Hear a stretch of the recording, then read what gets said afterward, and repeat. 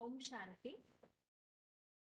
भगवत गीता श्लोक क्लास में आज के टेस्ट के लिए 8 प्रश्नों के उत्तर में से 5वें प्रश्नों का उत्तर का टॉपिक है। और अभी तक की क्लास में जिन्होंने बिल्कुल भी कभी भी उत्तर नहीं दिया है, टॉपिक नहीं बताया, वही हाथ उठाइए। अभी तक जब से ये टॉपिक शुरू हुआ है 5वें प्रश्नों के उत्तर का, एक बार भी जिन्होंने नहीं बताया है वो हाथ उठाइए।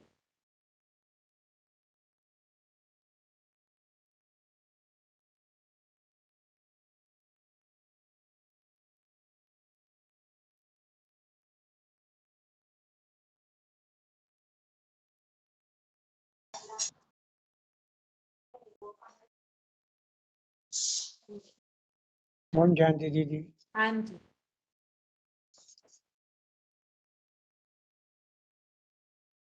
बताइए।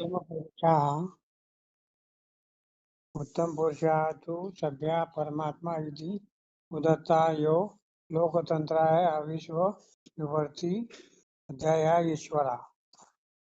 क्षर अक्षर प्राणी मात्र क्षर सदाशिव ज्योति अक्षर तृतीया भोगी हीरो सभी आत्मा को परमात्मा नहीं है।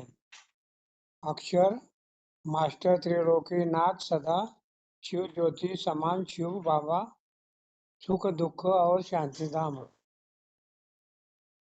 ओम शांति।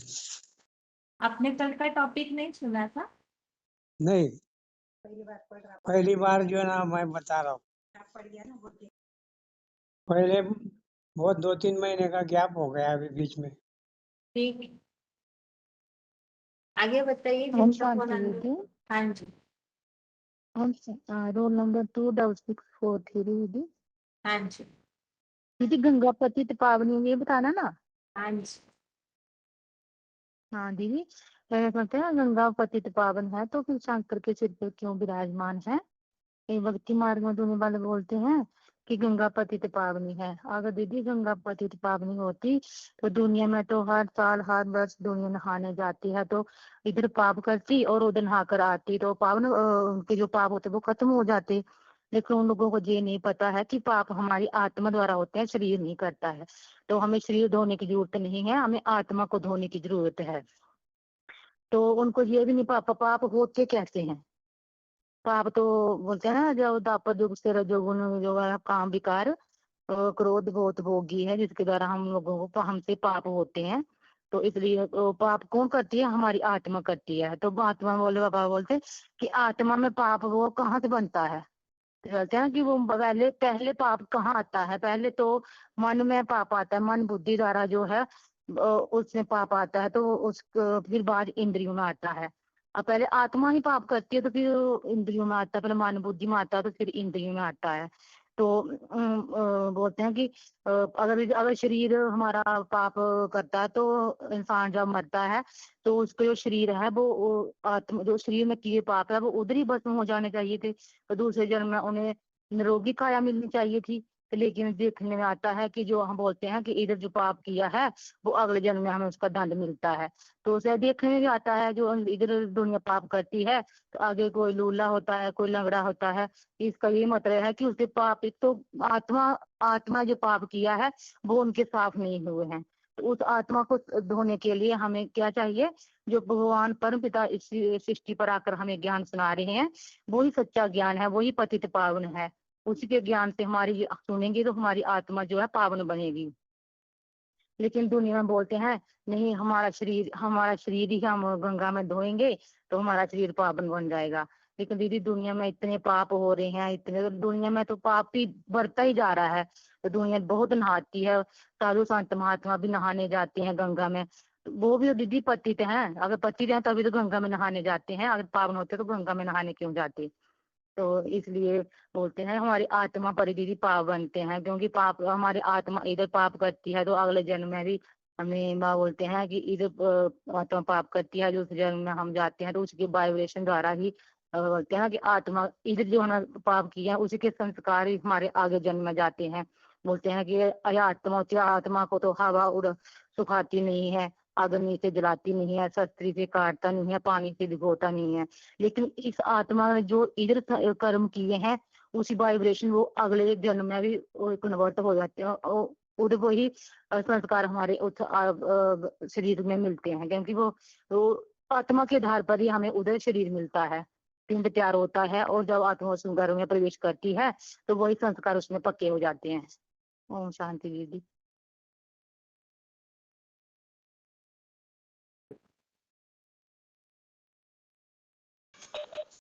हेलो। हाँ जी। हाँ बहन जी, ओम शांति बहन जी। रोल नंबर है 13,217, जबलपुर मिनी मधुबन। बहन जी, पतित पावन गंगा नहीं, उसके बारे में बताना चाहती हूँ बहन जी। अभी एक भी बात नहीं बताई बहन जी। बताइए। हाँ, पतित पावनी गंगा नहीं है तो शंकर के ऊपर क्यों विराजमान है? तो भक्ति मार्ग में वो तो गंगा में स्नान करते हैं, वो तो जड़ पानी की गंगा है। वास्तव में इधर यहाँ ज्ञान गंगा की बात है। तो भक्ति मार्ग में नदी गंगा को पावन बनाने का साधन समझ लिया है। भक्ति मार्ग में गंगा को पावन मानने के कारण भगवान को पतित पावन बनाने वाले भगवान का अस्तित्व ही कम कर दिया है। भक्ति मार्ग में अंधश्रद्धा बढ़ती ही जाती है। वास्तव में गंगा पावन बनाने वाली नहीं है, ये स्थूल पानी की बात नहीं है, वास्तव में ज्ञान गंगा की बात है। भक्ति मार्ग में पतित पावनी गंगा को मानकर जो मान्यता फैली है, जैसे कि कुंभ के मेले में जाकर स्नान करते हैं, तो वो तो जल पानी की गंगा है। वो तो जैसे मृत्यु के समय कहते हैं ना, गंगा जल मुख में डालने की प्रथा भक्ति मार्ग में चली आ रही, समझते हैं जिससे हमें मोक्ष मिल जाएगा।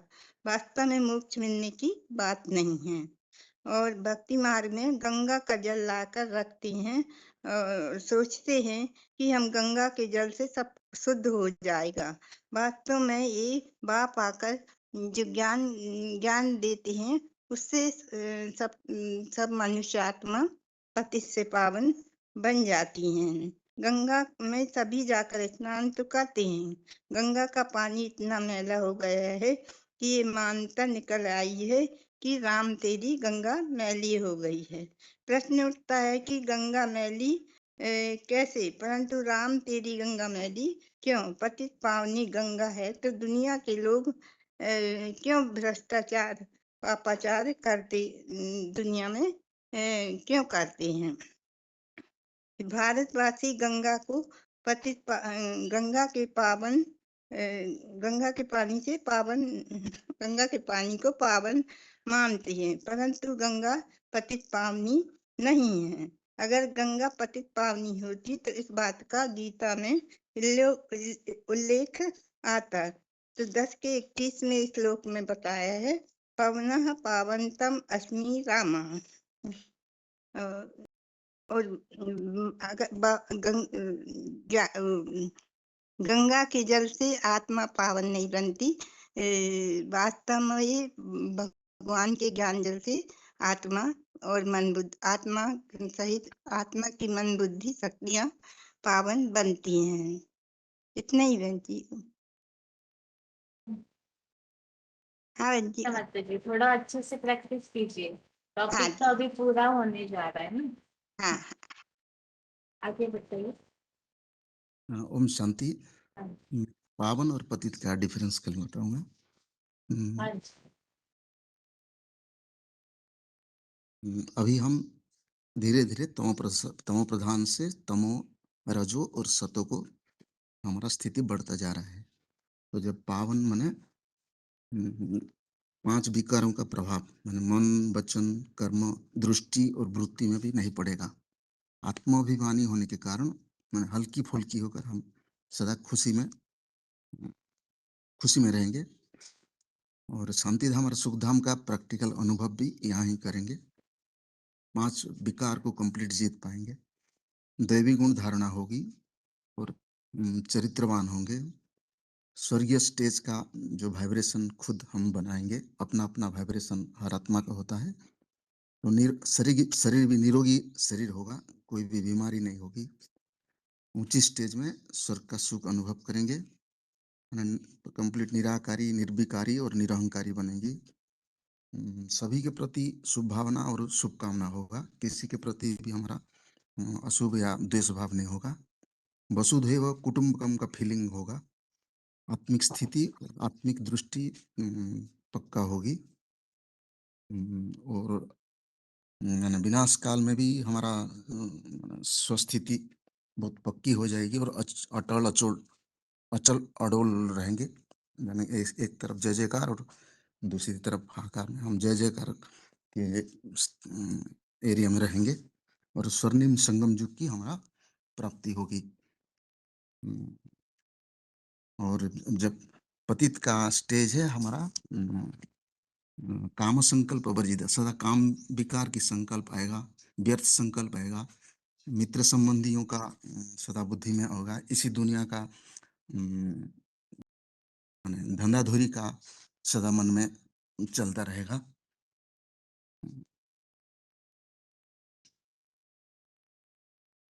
इतना ही जी।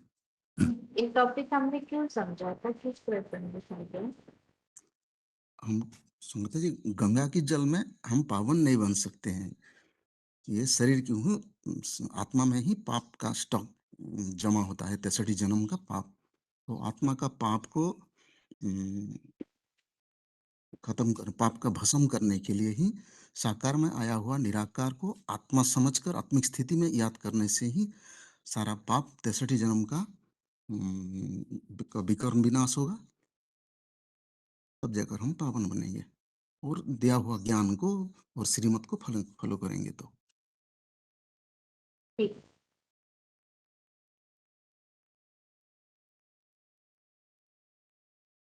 आगे बताइए माता जी।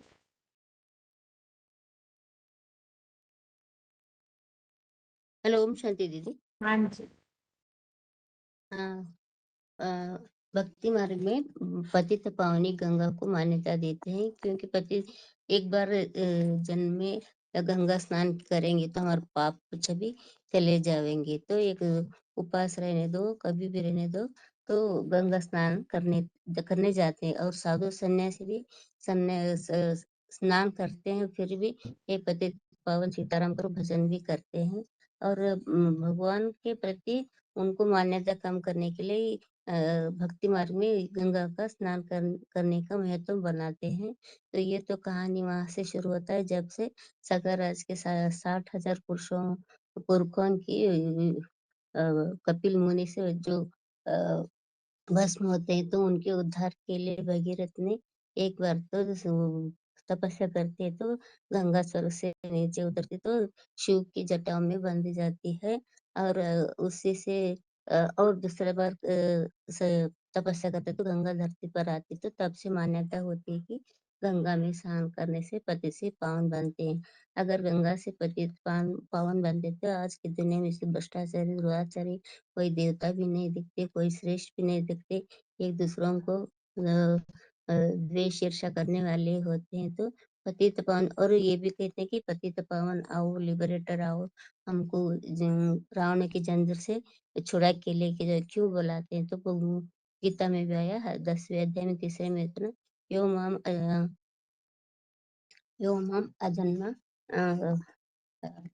अजब। जो हाँ, जो भगवान को अजन्मा, अगर्भ और अनादि समझते हैं, तीनों लोगों का महान शासक भी समझते हैं। तो जो भी हो, उनको अविचारी भावना से याद करने से उनका पाप से मुक्त हो जाता है, ऐसा भी कहते हैं। और बाबा मुरली में भी श्लोक में भी आया ना, अत्यंत व्यभिचारी होता है तो वो उसका भी भगवान को याद करने से भी उन पाप भस्म होता है।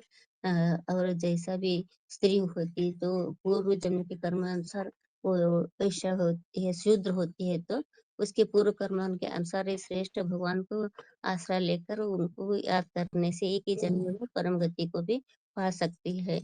तो गंगा ही पतित पावनी, गंगा से पावन आत्मा के अंदर में जो पाप है वो नहीं, भस्म होते, देह साफ होता है। लेकिन पाप कहाँ से वो उसका स्थान कहाँ है माना 10 इंद्रिया और अव्यक्त मन बुद्धि, ये इनके द्वारा ही, चंचल मन के द्वारा ही ये शरीर आत्मा के अव्यक्त मन के संकल्पों द्वारा कर्मेंद्रियों से ये शरीर कर्म करता है। तो आत्मा को ही पाप पुण्य लगता है, लेकिन शरीर तो एक साधन है।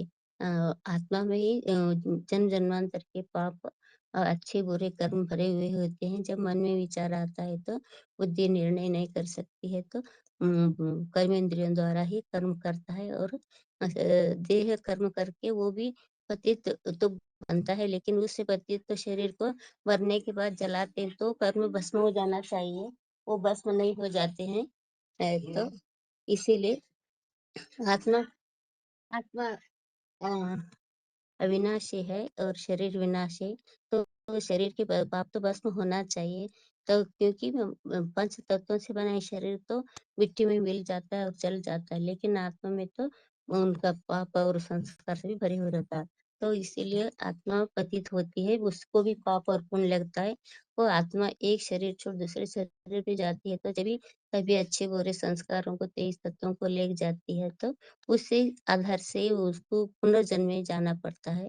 और उसके संस्कार के द्वारा ही वो अगले जन्मों में वो पाप और पुण्य को इशारे से उनका जन्म भी होता है। इसके लिए अध्याय में आया ना, पुरुष प्रकृतिस्थ 20 में भी आया। और तो माना ये शरीर तो एक साधन है, इंद्रिय आत्मा तो ये बीज है, तो इसको शरीर को चलाने वाला होता है। आत्मा के द्वारा कर्म तो करते हैं, लेकिन देह को भी प्रभावित होता है, क्योंकि आत्मा के मन बुद्धि जो विचार होता है ना, उसके वो प्रभाव से शरीर को भी पड़ता है। इसके आधार वही तो वो जन्म मरण के पुनर्जन्म में आता है। आत्मा दूसरा शरीर लेके वहाँ अच्छे अच्छे माना साहूकार या गरीब या लोना या रंगड़ा, इनके स्वभाव अनुसार ही वो जन्म को लेता है। तो इसीलिए आत्मा ही पतित बनती है, आत्मा को ही पावन बनाना है। इसलिए मन बुद्धि रूपी आत्मा को सुधारेंगे, तो उसके सुधारने से ही ये शरीर, उसका प्रभाव शरीर पर पड़ता है, तो शरीर भी सुधार सकता है। तो इसको सुधारने के लिए ज्ञान की पराकाष्ठा योग चाहिए, आए भगवान को जानना चाहिए, पहचानना चाहिए, वो बल चाहिए। आत्मा में सात्विक बुद्धि बढ़ती है, जब ज्ञान की पराकाष्ठा बढ़ती है, तो सभी ज्ञानेंद्रिय में जो गंध छोड़ने वाली इंद्रियों से भी ज्ञान के प्रकाश से आत्मा श्रेष्ठ बन सकती है, सात्विक बनती है। सात्विक बनती है तो सुख, सात्विक बनती है तो आत्मा भी सुख अनुभव करती है, सुखी भी होते हैं। अगर आत्मा पतित से पावन बनती है, तो वह ऊंची स्टेज में जाती है, और पतित है तो नीचे स्टेज में जाती है।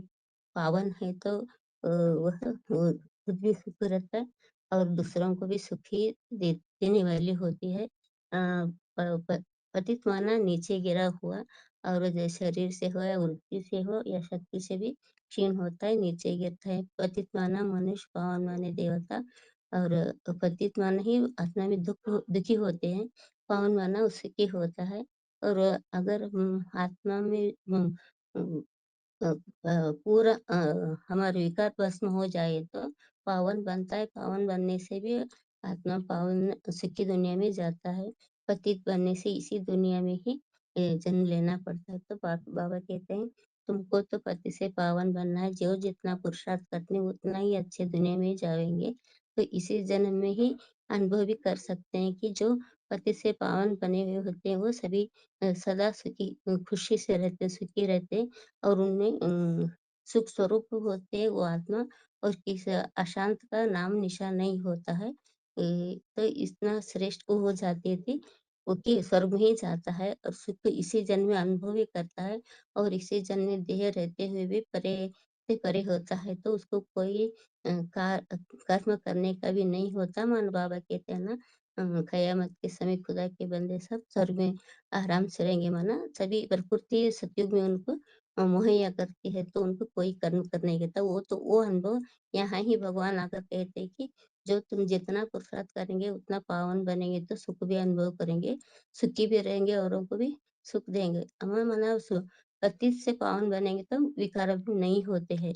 विकार नहीं होते तो पावन बन जाते हैं। अगर पाप भस्म होते हैं तो वो सुखी कौन करता है, सुखधाम में जाता है और 21 जन्मों तक भी वो सिद्धियों को प्राप्त करता है।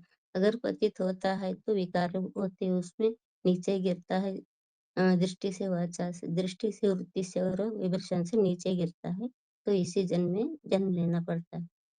दीदी इतना ही आ रहा ठीक है माता जी, है। ओम शांति। आगे बताइए। फोन अनम्यूट है अगला। ओम शांति दीदी। हाँ जी, ओम शांति। हाँ जी। रोल ओम नंबर। शांति दीदी। Roll number 111।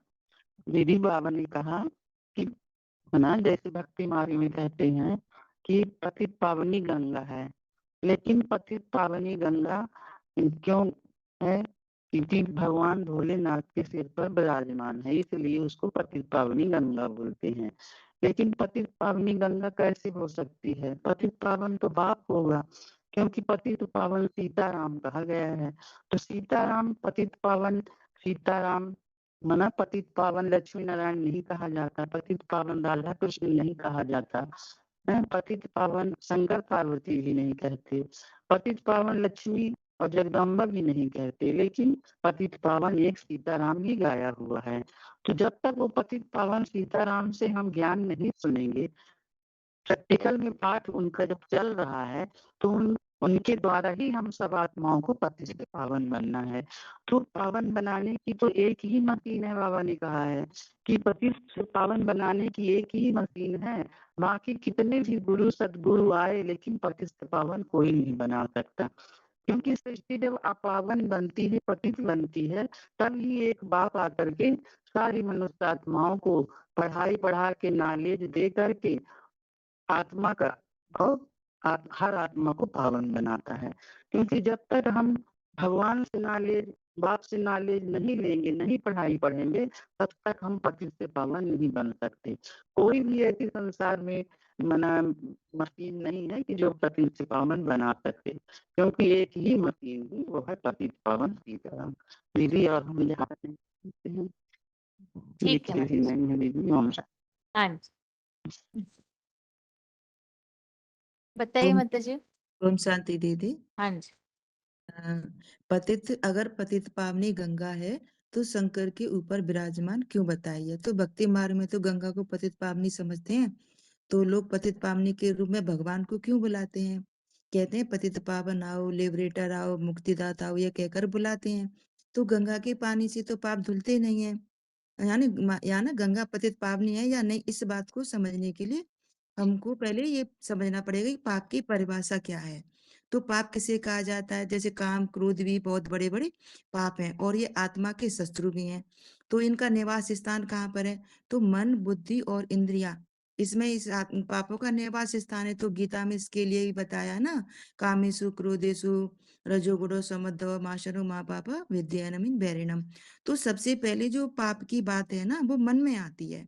तो इसके लिए बताया गीता में कि पंच महाभूतानि अहंकारो बुद्धि अव्यक्तेव च इंद्रियाणि दशैकम च पंच इंद्रिय गोचरा, यानी मन तो अव्यक्त होता है, जो दिखाई नहीं देता है, और इंद्रियां दिखाई देती हैं। लेकिन पहले जो बात सूक्ष्म मन में आती है, फिर वाचा में आती है और फिर उसका प्रैक्टिकल होता है। तो अब मन बुद्धि क्या चीज है?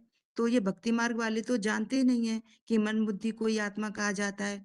तो जब आत्मा शरीर छोड़ती है, तो मन बुद्धि संस्कार का एक समुच्चय है। जब शरीर छोड़ती है, तो जिस तरह से हवा एक स्थान से दूसरे स्थान पर फूलों की खुशबुओं को ले जाती है, वैसे ही ये आत्मा एक शरीर छोड़ करके जब दूसरे गर्भ पिंड में को धारण करती है, तो ये अपने सारे मन बुद्धि से सारे संस्कारों को ये ले जाती है। तो मन बुद्धि और संस्कार के संगठन को या समुच्चय को ही आत्मा कहा जाता है। तो जिसके लिए गीता में भी आया है, शरीरम यत अपापनोति यच्चापि उत्क्रांता ईश्वर गृहीत्वा एतानि संयाति वायु गंधान एव आस्यात्। तो इस प्रकार से मन बुद्धि को आत्मा कहा जाता है। अब हमको ये समझना होगा कि आत्मा और शरीर का क्या संबंध है, या ये कहें कि इनका क्या कार्य है। तो जब मन में पहले पाप आता है, तो शरीर की इंद्रियों से ही तो पाप किया जाता है। तो शरीर को व इंद्रियों को दोषी मानना चाहिए कि इंद्रियां ही तो पाप कर रही है या नहीं। इंद्रिया कर रही, लेकिन इसके लिए हमें ये समझना होगा कि आत्मा का और शरीर का आपस में क्या कनेक्शन है। तो इन दोनों को अपने कार्य कैसे, इन दोनों का कार्य कैसे चलता है, तो इसके लिए भी गीता में आया है ना कि प्रकृति पुरुष चैव विद्या अनादो वो अपि विक्रांचा गुणाना चैव विद्या प्रकृति संभवाम। अर्थात प्रकृति और आत्मा दोनों ही अनादि हैं, और विकारों को प्रकृति के 3 गुणों सत्व रज गुण तीनों को ही तुम प्रकृति से उत्पन्न हुआ जानो। अब कोई कोई प्रकृति में ही की तो विकारों की उत्पत्ति होती है, तो इसके लिए हम शरीर को गंगा में धोते रहते हैं। तो इसके लिए हमें समझना होगा कि जैसे कोई मृत शरीर पड़ा हुआ है और वो उसके ऊपर ना तो कोई पाप है ना कोई पुण्य का असर है, तो शरीर तो जड़वत हो गया ना, तो उसमें से आत्मा निकल गई। अब उस मृत शरीर का पाप पुण्य कैसे करेगा? अब भले शरीर में विकारों की बात तो आती है, लेकिन जब उसमें आत्मा प्रवेश करती है या कहें उस शरीर का आधार लेती है, तभी तो आत्मा और शरीर का कार्य चलता है। तो प्रकृति में 5 विकारों की उत्पत्ति तो होती है, काम क्रोध लोभ मोह अहंकार के साथ देवान के कार्य। जब आत्मा ये 5 विकारों को भोगती है, तो दोषी पहले पहले आत्मा को ही कहा जाएगा, ना कि शरीर को। लेकिन गंगा के पानी के स्नान तो शरीर से कराया जा रहा है, तो फिर पाप कैसे भस्म होंगे? तो आत्मा किस तरह से शरीर का आधार लेकर पाप करती है? तो मूल रूप में आत्मा को ही दोषी माना जाएगा। भक्ति मार्ग में तो साधु संतों ने ये गलतफहमी फैला दी कि आत्मा तो निर्लेप है, कर्म तो इंद्रियों से किए जाते हैं, शरीर से किए जाते हैं, तो इसीलिए उन्होंने समझ लिया, इसीलिए वो ये समझ करके शरीर को गंगा में धोते रहते हैं और कहते हैं कि आत्मा पर कोई लेप चेप नहीं लगता है। इस गलत फहमी के कारण गंगा के पानी के स्नान का महत्व तो बहुत बढ़ा हुआ है, लेकिन किसी के भी पाप तो भस्म नहीं हो रहे हैं, क्योंकि पाप की शुरुआत करने वाली तो आत्मा है। यदि गंगा के पानी से पाप भस्म हुए होते, तो ये बात दुनिया में देखने में आनी चाहिए, लेकिन भस्म तो नहीं हो रही, इसीलिए आत्मा पर पापों का बोझा चढ़ता चला जा रहा है। और उन पापों के विनाश करने के लिए कोई भी उपाय भक्ति मार्ग में तो नहीं बताया जा रहा। तो इससे स्पष्ट हो रहा है कि ये गीता में इसके लिए आया कि आत्मा श्रोत चक्षु स्पृन च रसम घृणाम एवं च अधिष्ठाय मनुष्य। माना ये आत्मा आंख कान नाक त्वचा जिह्वा और इन सब का आधार लेकर के ये विषय भोगों का सेवन करती है। तो स्पष्ट हो जाता है कि भोक्ता तो आत्मा है ना, शरीर रूपी मशीनरी के द्वारा ये आत्मा कार्य करती है। इसीलिए ये आत्मा रूपी ड्राइवर हो या बैटरी अगर ना हो शरीर के अंदर, तो वो कार्य कैसे करेगी? यदि शरीर को ही ठीक करना है, तो पहले पहले हमको इस आत्मा रूपी बीज को ही ठीक करना होगा, या कहें परिष्कृत करना होगा। आत्मा जो पाप करती है ना, उसका फल पहले कौन भोगता है? तो कहते हैं कि कि ये पाप आत्मा है पुण्य आत्मा है, तो आत्मा के ऊपर ही लेप छेप लग रहा है ना। तो संस्कार जो आत्मा में होते हैं, शरीर तो विनाश हो जाता है। यदि शरीर के ऊपर पापों का बोझा होता, तो फिर मृत्यु के बाद शरीर को जला दिया जाता है। तो जलने के साथ ही पाप भी जल जाने चाहिए या भस्म हो जाने चाहिए, तो फिर अगले जन्म में निरोगी और स्वस्थ शरीर मिलना चाहिए। लेकिन ऐसा तो देखने में नहीं आ रहा है कि सबके शरीर एक जैसे तो नहीं है, सभी वैरायटी हैं। कारण क्या हुआ कि आत्मा ने पूर्व जन्म में जैसे जैसे पाप किए, जैसे जैसे पुण्य किए हैं, उसका प्रभाव उस आत्मा के शरीर दूसरे जो गर्भ में जब वो शरीर धारण करती है, तो उस सारे संस्कारों का असर उस आत्मा के ऊपर अपने साथ लेकर जाती है। तो उस शरीर के ऊपर वैसा ही असर आ जाता है, जैसे जिस कर्मेंद्रियों से पाप करते, तो उसकी वही कर्मेंद्रियों में वो इफेक्ट आता जरूर है। तो फिर असर आएगा, तो उस शरीर पर भी प्रभाव पड़ जाता है। तो इस बात का उल्लेख गीता के द्वारा भी समझा गया है कि आत्मा जब तमोप्रधान बनती है ना, तो शरीर भी कैसे बन जाते हैं? रोगी बन जाते हैं। तो गीता में कि देहेन अस्मिने यथा कौमार यौवनम जरा तथा देहांतरम प्राप्ति धीरस्ता मुह्यते। माना जैसी आत्मा वैसा शरीर, जैसा सोना होता है वैसा ही जीवन बनता है।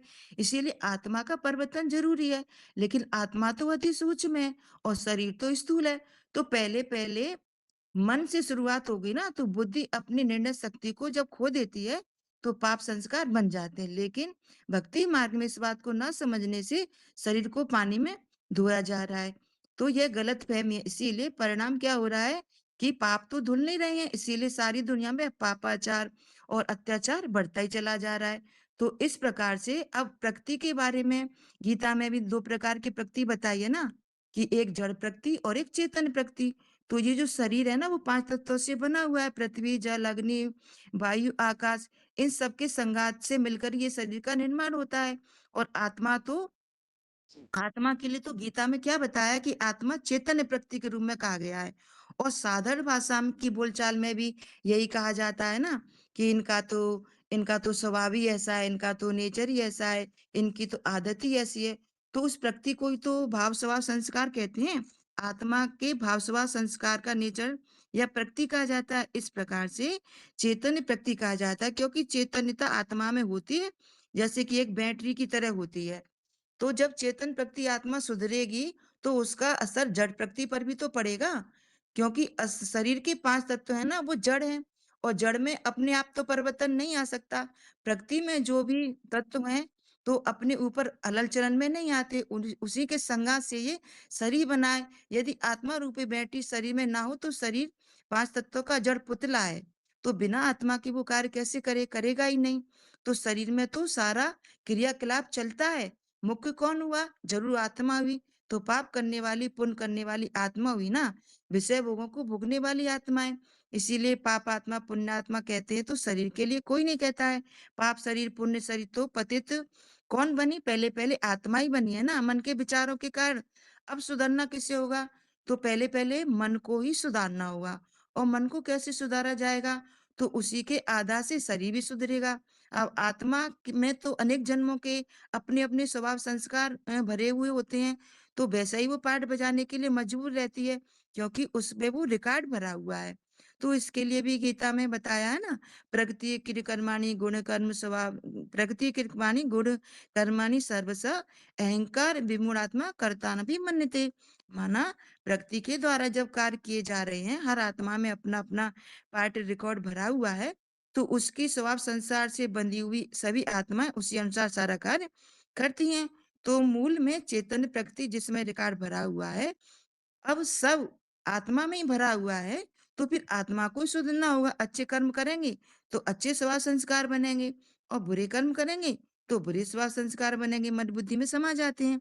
तो अब जब आत्मा ही में समा जाते हैं तो पहले पहले सुधारना किसको है? आत्मा को सुधारना है। तो इस शरीर रूपी जड़ प्रकृति को अपरा प्रकृति बोला है। तो गीता माला है, अपरम एम यतु अन्य प्रकृति विद्धि में परा जीव भूताना महाभाव यथा देवम धारिती जगत। जब प्रकृति हो गया ना, प्रकृति जड़ प्रकृति हो गई शरीर, और चेतन प्रकृति हो गई आत्मा। तो आत्मा में चैतन्यता होती, इसीलिए चेतन आत्मा के द्वारा ही जड़ प्रकृति को सुधारा जा सकता है।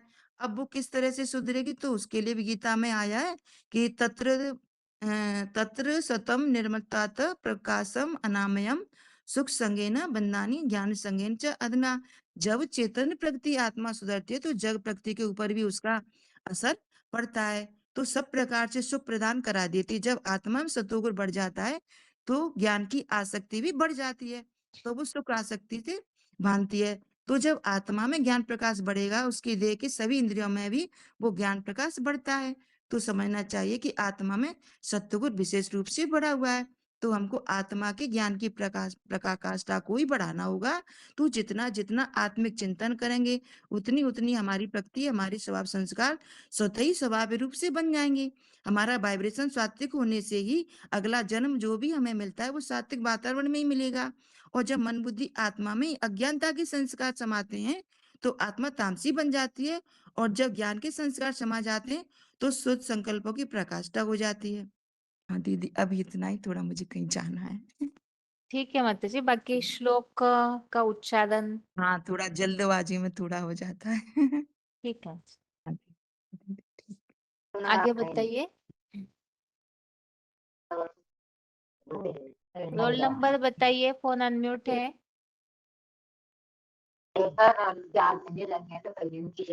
आगे अगला फोन अनम्यूट है। हेलो हाँ जी, हेलो, हाँ जी। कौन शांति दीदी? रोल कौन नंबर शांति? 28/728, हाँ जी। मधुर बनारस। हाँ, जैसे कि समझा जाता है कि गंगा पतित पावनी है, तो शंकर के जटा में गंगा जी है, तो कहते हैं हे पतित पावन सीताराम। तो कौन सा है पतित पावन सीता नाम जो कि गंगा को दिखाया गया है। तो गंगा में लोग नहाने जाते हैं, कहते हैं कि हाँ गंगा में नहा लेने से पाप धुल जाएगा। तो देखा जाए तो ऐसे तो शरीर का मैल धुलता है, आत्मा का तो मैल धुलता नहीं है। तो शरीर में तो चलाने वाली आत्मा अलग है और शरीर अलग है। ये तो शरीर के लिए हमने जो भी अष्ट भोजन करते हैं, स्नान करते हैं, ये तो शरीर का मैल हो गया। हाँ शरीर के लिए हो गया। और आत्मा में जो संस्कार भक्ति है, आत्मा में जो गुण होता है, वो तो अलग हो गया। तो लोग कहते हैं शरीर छोड़ने के बाद मना ये स्वर्गवास हो गया। और स्वर्गवास के बाद देखा देखा जाए तो शरीर तो यही रह जाता है, शरीर जला देते हैं।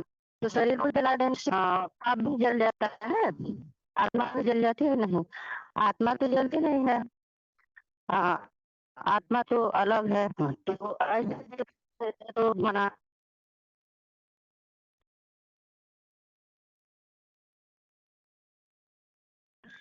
पाप नहीं रहना चाहिए ना। ये देखा देते हैं कोई लूढ़ा, कोई लंगड़ा, कोई अंधा, मना जैसे जैसे मना जन्म लेता है तो अपने कर्मों के हिसाब से ही जन्म लेता है। तो आत्मा तो अलग हो गई है। ऐसे तो देखा जाए तो जैसे हवा है,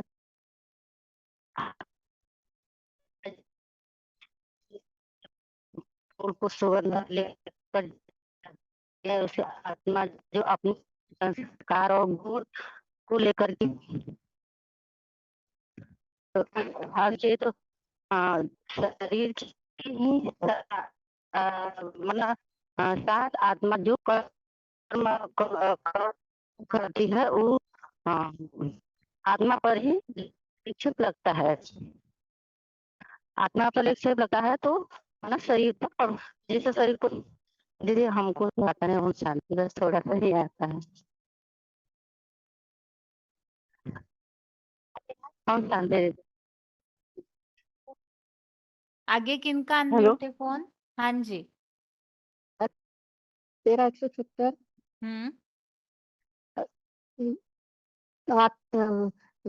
सन्यासी कहते हैं आत्मा निर्लेप है, परंतु वो आत्मा तो निर्लेप नहीं है। जैसे कर्म करेगी आत्मा वैसे ही अब उनका आत्मा पर जंग चलती है। और जब आत्मा शरीर छोड़ती है तो पाप पुण्य का बैलेंस अपने साथ ले जाती है। जैसे हवा फूलों से सुगंध ले जाती है, ऐसे ही आत्मा अपने पाप पुण्य का बैलेंस लेके जाती है। अगर आत्मा सतो प्रधान है तो उसके साथ में कोई संगी साथी तमो प्रधान नहीं आएगा। अगर आत्मा तमो प्रधान है तो तमो प्रधान ही संगी साथी आएगा। आत्मा स्वर्ग नरक कैसे भोगती है? अब तो स्वर्ग है नहीं, तो आत्मा अपने वाइब्रेशन अच्छे बनाएगी तो यही नरक में ही स्वर्ग का अनुभव करेगी। अगर वाइब्रेशन खराब है तो नरक की दुनिया में ही जन्म लेना पड़ेगा। आत्मा सुधरती है तो अगले अगला जन्म भी ठीक मिलता है। और पाप पुण्य आत्मा आत्मा जब भगवान का ज्ञान लेती है, आत्मिक स्थिति में रहती है, तो मनन चिंतन करती है, तो वो यहीं पर स्वर्ग अनुभव करती है। और आत्मा के वाइब्रेशन भी भगवान की याद से ही सुधरती है। ओम शांति।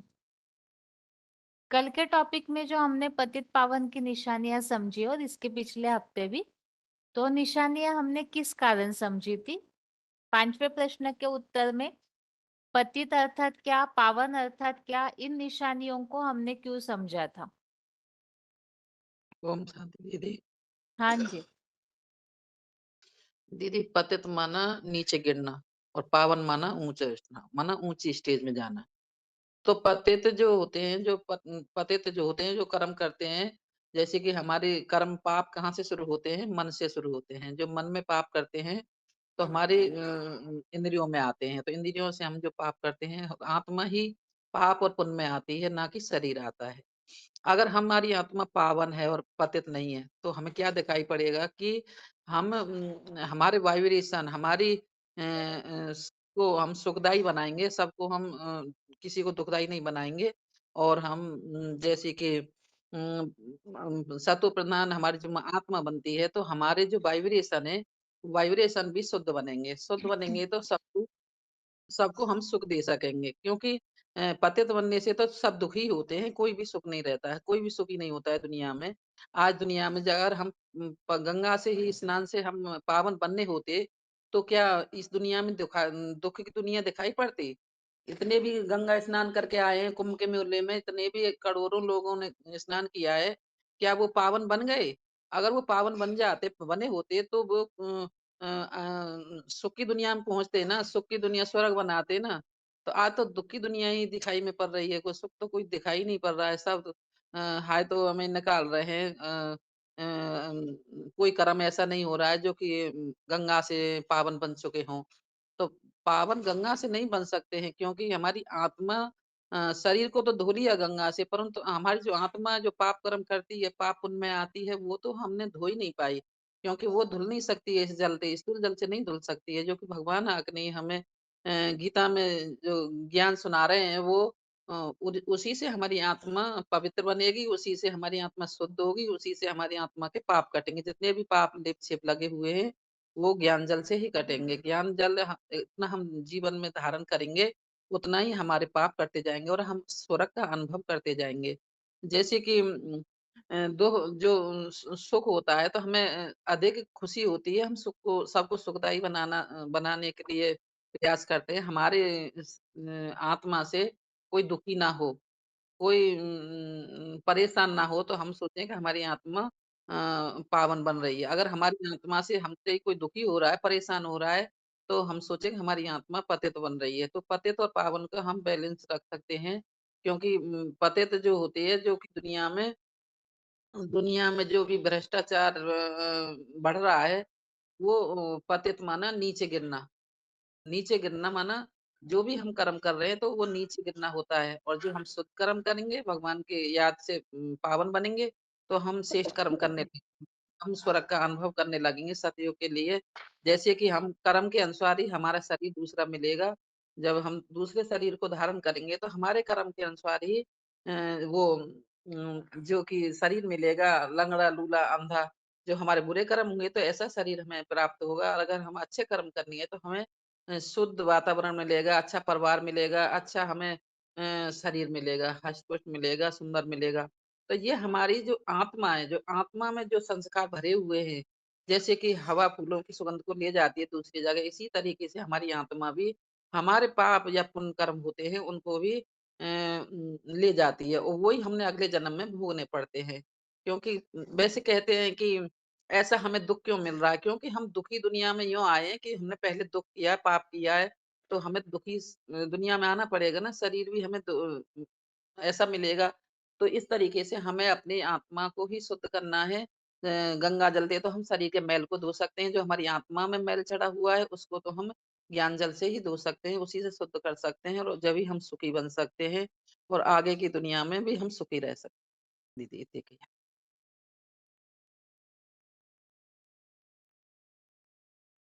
बताइए माता जी, प्रश्न जो पूछा है मैम कि यहाँ हमने पतित और पावन की निशानियां क्यों समझी थी?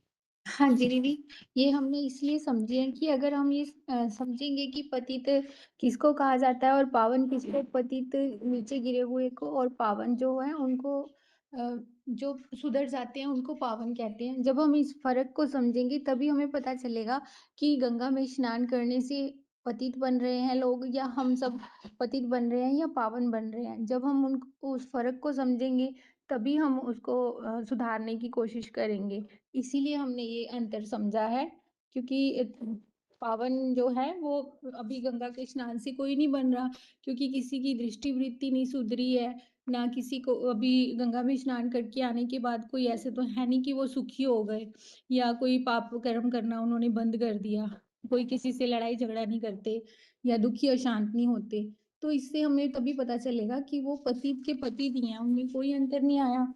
अगर अंतर आता तभी हम समझते कि वो पावन बने हैं। तो इसलिए हमने ये समझा है। ओम शांति। हाँ जी दीदी, हाँ और जी क्या माता जी। बताऊँ?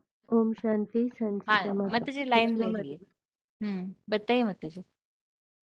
तो मैं यहाँ पर बाबा का जो मूल्य में बताते हैं ना बाबा, कई बार बताए कि तुम अगर नर से नारायण और नारी से लक्ष्मी का जो गुण है वो धारण कर लोगे, तो अपने आप ही तुम्हारा जो दृष्टि वृत्ति स्वभाव संस्कार से जो वाइब्रेशन बनेगा, तो उसमें से क्या होगा, तुम अभी तक तो बार बार इतना बोलते जा रहे हो, इतना कोशिश कर रहे हो घर वालों को परिवर्तन करने के लिए, सुधार करने के लिए, लेकिन पहले तो खुद के बारे में देखो कि तुम क्या पूरा पावन हुए हो।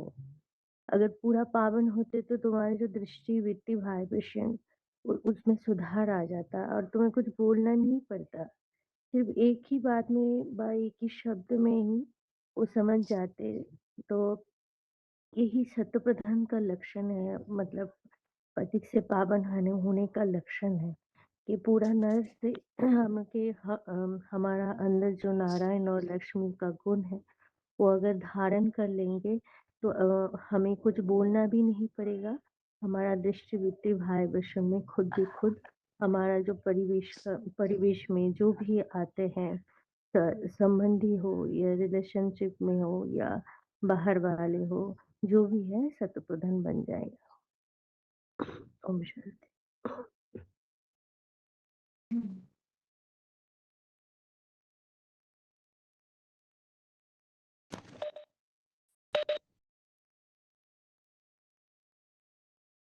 हेलो। हाँ जी माता जी। हाँ जी दीदी। पावन पने की निशानियां क्या समझी है माता जी हमने? दीदी, पावन पने की निशानियां हमने जो पीछे टॉपिक समझा था उसमें ये समझी थी कि पावन माना निरभिकारी निरअहंकारी और पतित माना विकारी और अहंकारी। पावन माना जो विक्रमाजीत में देवी देवता रहते हैं वो पावन होते हैं, और पतित माना जो अभी विक्रमाजीत संबत में रह रहे हैं, कलयुग में रह रहे हैं, वो हो गए पतित। पतित माना सुख धाम में रहने वाले, स्वर्ग में रहने वाले, और देवी देवताई गुण धारण करने वाले, और इसके विपरीत जो पतित होते हैं वो दुख धाम नरक में रहते हैं। माना एक दूसरे को दुख देना ही उनका मुख्य गुण होता है। जो पावन होते हैं वो ना किसी को दुख देते हैं, ना ही किसी का दुख लेते हैं, और पतित इससे विपरीत दुख देते भी हैं लेते भी हैं। जो पावन होते हैं उनका चेहरा सुंदर सलोना होता है, और जो पतित होते हैं वो बीमार दिमार दुखी होते हैं। उनके चेहरे से ही चेहरा मोड़ा जो है वो पिचका हुआ सा रहता है, और जो पावन होते हैं वो ऐसा वाइब्रेशन बनाते हैं कि जो सभी को बांध ले, और जो पतित होते हैं वो ऐसे होते हैं कि उस वाइब्रेशन में बंध जाते हैं। और पावन जो होते हैं वो उनके संबंध संपर्क में वाइब्रेशन में जो भी आते हैं ना वो खुशी का अनुभव करते हैं। इसके विपरीत जो पतित होते हैं उनके वाइब्रेशन में जो भी आते हैं उनका आपस में लड़ाई झगड़ा बैर भाव विरोध ऐसा उनका चलता है। माना दुख देना ही उनका मुख्य गुण होता है। जो पावन होते हैं वो अपने भाग्य को देख के भाव भा के गीत गाते हैं, और जो पतित होते हैं वो अपने भाग्य को देख के हाय हाय कहते हैं, और जैसे कहते हैं कि फूटी किस्मत है इसीलिए रोते ही रहते हैं। जो पावन होते हैं उन्हें महान आत्मा, पुण्य आत्मा, देव आत्मा कहते हैं, जबकि जो पतित होते हैं उनको पाप आत्मा और दुरात्मा कहते हैं। और ऐसे ही जो हमने कल का टॉपिक समझा था उसमें था कि जो शरीर छोड़ने से पहले ही अपने आप को काम क्रोध से रहित मान लेता है वो भी पावन है। जैसे 5 के 23 में आया था, शक्नोति ही ऐपजा सोडुम पाक शरीर विमोक्षनाथ काम क्रोधो उद्वम बेगम सा युक्ता सा सुखी नरा। तो जो पतित होते हैं वो श्रीमत के विपरीत कार्य करने वाले होते हैं, और जो पावन होते हैं वो श्रीमत के अनुसार ही कार्य करते हैं और वाइसलेस दुनिया में रहने वाले होते हैं। एक जो है पतित हैं वो अपवित्र दुनिया को बनाने वाले हैं, और जो पवित्र होते हैं वो संगम युग में ही पावन दुनिया बनाते हैं, क्योंकि सतयुग में तो पावन नहीं बना जाएगा, अभी ही हम पावन बनते हैं। हेलो हाँ जी माता जी। दीदी, इतना है। हाँ बताइए माता जी। हाँ, ओम शांति दीदी। ओम हाँ शांति दीदी। हाँ जी। जी बताऊं दीदी? हम्म हाँ जी, पतित मैंने नीचे गिरा हुआ, दृष्टि से, वृत्ति से, वाइब्रेशन से। पावन मैंने जो ऊंची स्टेज में रहता है। जो पावन आत्मा होगी, हल्की फुल्की होगी, ऊपर उड़ेगी। पतित मैंने जो 5 विकारों में होगी। जो विकार मैंने विकार में जानने वाली होगी। और जो पावन आत्मा होगी, या निर्विकारी होगी। जो पतित आत्मा है वह दुखी रहेगी, है जैसे भी जो लोगों से दुखी नहीं होता, और जो जिससे लोग परेशान नहीं होते। जो पावन होगा उसका वाइब्रेशन पावरफुल होगा। एक अब बार आत्मा पावन बन जाएगी तो 21 जन्मों के लिए पवित्र लंबे काली सुख का अनुभव करेगी। जो पतित आत्मा है ना खुद दुखी होगी, ना दूसरों को दुखी करेगी, खुद भी सुखी रहेगी। जब सतो प्रधान आत्मा होगी, उसके वाइब्रेशन में जो आएगा वह सुखी सुख अनुभव करेगा। जैसे बाबा ने कल मुरली में बोला कि जब तुम्हारा संगठन ऐसा पावरफुल बन जाएगा जो उसमें कोई भी विकारी प्रवेश नहीं करेगा। विकारी मैंने पतित आत्मा। तो आत्मा 2500 में स्वर्ग का अनुभव करेगी। सतो प्रधान मैंने विश्व स्थिति में रहने वाला, जिसमें जब भी कहा जो पावन आत्मा होगी तो जो शरीर द्वारा जो गंध निकलने वाली इंद्रियां, उसमें जो ज्ञान का मंथन चिंतन करेगी तो जो भी वो क्या कहते हैं कि प्रकाश ही प्रकाश निकलेगा। जैसे कि हमने देखा है 14 के 6 और 9 में।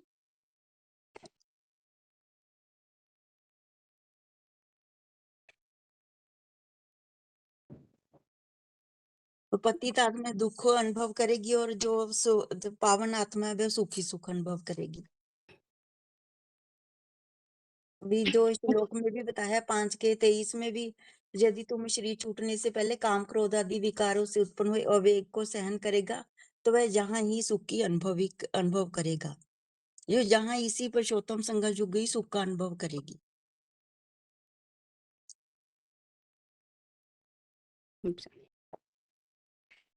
हाँ जी आते जी हाँ, बताइए। हाँ, ओम शांति। जैसे कि शुरू में कि जो भक्ति मार्ग में है तो गंगा नदी में स्नान करने जाते हैं तो अपने को पावन समझते हैं। तो पावन की निशानियां भी देखने में आनी चाहिए। तो इसलिए पावन की निशानी क्या होती है और पतित की निशानी क्या होती है। तो जब पावन बन जाते हैं तो पावन से मन वचन उनकी दृष्टि वेत्री पवित्र होगी। वो सदा खुश रहेंगे, शांति अनुभव करेंगे, संतुष्ट होंगे। जो आज दुनिया में अत्याचार पापाचार बढ़ रहा है, वो दुनिया नीचे की ओर गिर रही है तो नीचे की ओर नहीं गिरेगी, ऊंची ही उठती जाएगी। मनुष्यों में स्नेह सौहार्द खुशी देखने में आएगी। आज तो देखा जाता है कि भाई भाई में ही मारा काट, अत्याचार पापाचार बढ़ रहा है। तो ये अशांत दुखी की निशानी है, पतित की निशानी है। क्योंकि पावन नहीं बन रहे हैं। पावन शरीर धोने से नहीं बनेंगे, शरीर के क्योंकि आत्मा है, आत्मा करता है, आत्मा से ही संकल्प उठते हैं। तो शुद्ध संकल्प जब बनेंगे तभी पावन बनेंगे। शुद्ध संकल्प कैसे बनेंगे? तो वो जो बताया ज्ञान की, तो जब ज्ञान के भगवान को जानेंगे पहचानेंगे भगवान के ज्ञान याद से, तो जब संकल्प शुद्ध होंगे तो वाइब्रेशन भी शुद्ध होगा, और वाइब्रेशन में जो आएंगे तो स्वभाव संस्कार भी शुद्ध होंगे। तो जो भी उस वाइब्रेशन सुख में आएंगे तो वो भी सुखी अनुभव करेंगे। जैसे कहा कि जैसे कि उनकी दृष्टि वृत्ति, उनको देखने से ही उनकी सुख की अनुभव होगी। जैसे कि देखने में आता कि यदि जो कोई क्रोध में रहता है तो उसकी दृष्टि से ही पता चल जाता है, उसके जो भी विकार होते हैं तो उसकी दृष्टि देखने से ही पता चल जाता है। तो दुखी पतित उसके वाइब्रेशन में जो आते हैं तो वो भी वैसा ही अनुभव करते हैं। चाहे सुख की हो खुशी की हो तो वही खुशी का माहौल बन जाता है। यदि दुखी रहते हैं, दुखी देखने से तो दुखी का माहौल हो जाता है। तो सुखी की निशानी है, खुश की निशानी है पावन। जो पावन बनेंगे तो वो खुश रहेंगे, उनकी दृष्टि वृत्ति सब शुद्ध होगी, और उनके जो वाइब्रेशन में आएंगे तो सुख का अनुभव करेंगे। जो कहा कि जो जैसे कहा कि जो ज्ञान से है तो मन संकल्प शुद्ध बन जाएंगे तो वाइब्रेशन भी शुद्ध बनेंगे। तो जब वाइब्रेशन शुद्ध बनते हैं तो वो 5 जड़ भी पवित्र बन जाते हैं। वो भी बीमारी ढीमार उसमें नहीं होगा, उसमें रोग नहीं होंगे। वो सुख शक्ति में बदल जाते हैं। और ये जो सुखी है तो वो इस दुखी दुनिया में नहीं रहेंगे, वो सुख की दुनिया में रहते हैं। जैसे वो कहा कि जो दिव्य सुरेंद्र लोगों को सुख का, जो देव आत्माएं जो पावन बन जाती हैं तो दिव्य लोक सुरेंद्र लोकों को ये पाती है, दिव्य सुखों को भोगती हैं। ये पतित विकारीपना ये नहीं रहेगा। हाँ जी बताइए आगे। हेलो, हाँ जी। ओम शांति। आज की जैसे भगवान को सर्वव्यापी मानने से अनेक विचारधारा समाज में व्याप्त हो गया। आज की जो समाज है वो धर्म से धारणाहीन नास्तिक बन गया। ऐसे गंगा को पतित पावनी मानने से जैसे कोई व्यक्ति गलती काम करता है तो उसको छुपाने के लिए अनेक माने गलत रास्ता को अपनाता है। ऐसे ही भक्ति मार्ग में ये जो मान्यता बना दिए हैं, ये तो अज्ञ थे, उनको पता नहीं था सच्चाई क्या है। इसलिए अनेक मतांतर समाज में फैल गया, जिसके आधार पर आज इतने समाज में जो अव्यवस्था दिखाई दे रहा है, इसका कारण ये धर्म का धारणाहीन समाज, अंधश्रद्धा युक्त अंधकार में समग्र मानव समाज माने तब्दील हो गया। अगर गंगा पावनी पतित पावनी होता तो आज तक कितने करोड़ लोग गंगा में स्नान कर चुके हैं, अभी भी जिंदा है क्या? उनमें पवित्रता की खुशबू देखने में आ रहा है? उनका इंद्रिय से पवित्रता की धारा प्रवाहित होता है? जैसे गीता में बताया गया कि सर्वद्वारेषु देहस्मि प्रकाशम उपजायते। देवी देवता जो पवित्र थे, उनका इंद्रिय के सारे द्वार से पवित्रता की खुशबू प्रवाहित होता था। आज तो एक भी ऐसे इंसान नहीं है दुनिया में जो देखने में आ रहा है कि गंगा में स्नान करने के बाद वो पवित्र बन चुके हैं। दिन दुगना रात चौगुना पाप और भी बढ़ते जा रहा है। वो अपने आप को ही ठगाते हैं और दूसरों को भी ठगाने का काम दिखाते हैं, दूसरों को दर्पण दिखाते हैं कि देखो गंगा में स्नान करते हैं पवित्र बन जाएंगे। गीता में क्या बोला है? जिनका विकर्म विनाश होगा तो वो सात्विक पवित्र आत्मा बन जाएगी। मतलब देवता कितने पूजनीय श्रेष्ठ थे, कितने पवित्र थे, वो पवित्र दुनिया का मालिक माने थे वो। लेकिन आज क्या देखने में आ रहा है? अपनारी की दुनिया है, दुख दर्द परेशान थकान सब प्रकार का है।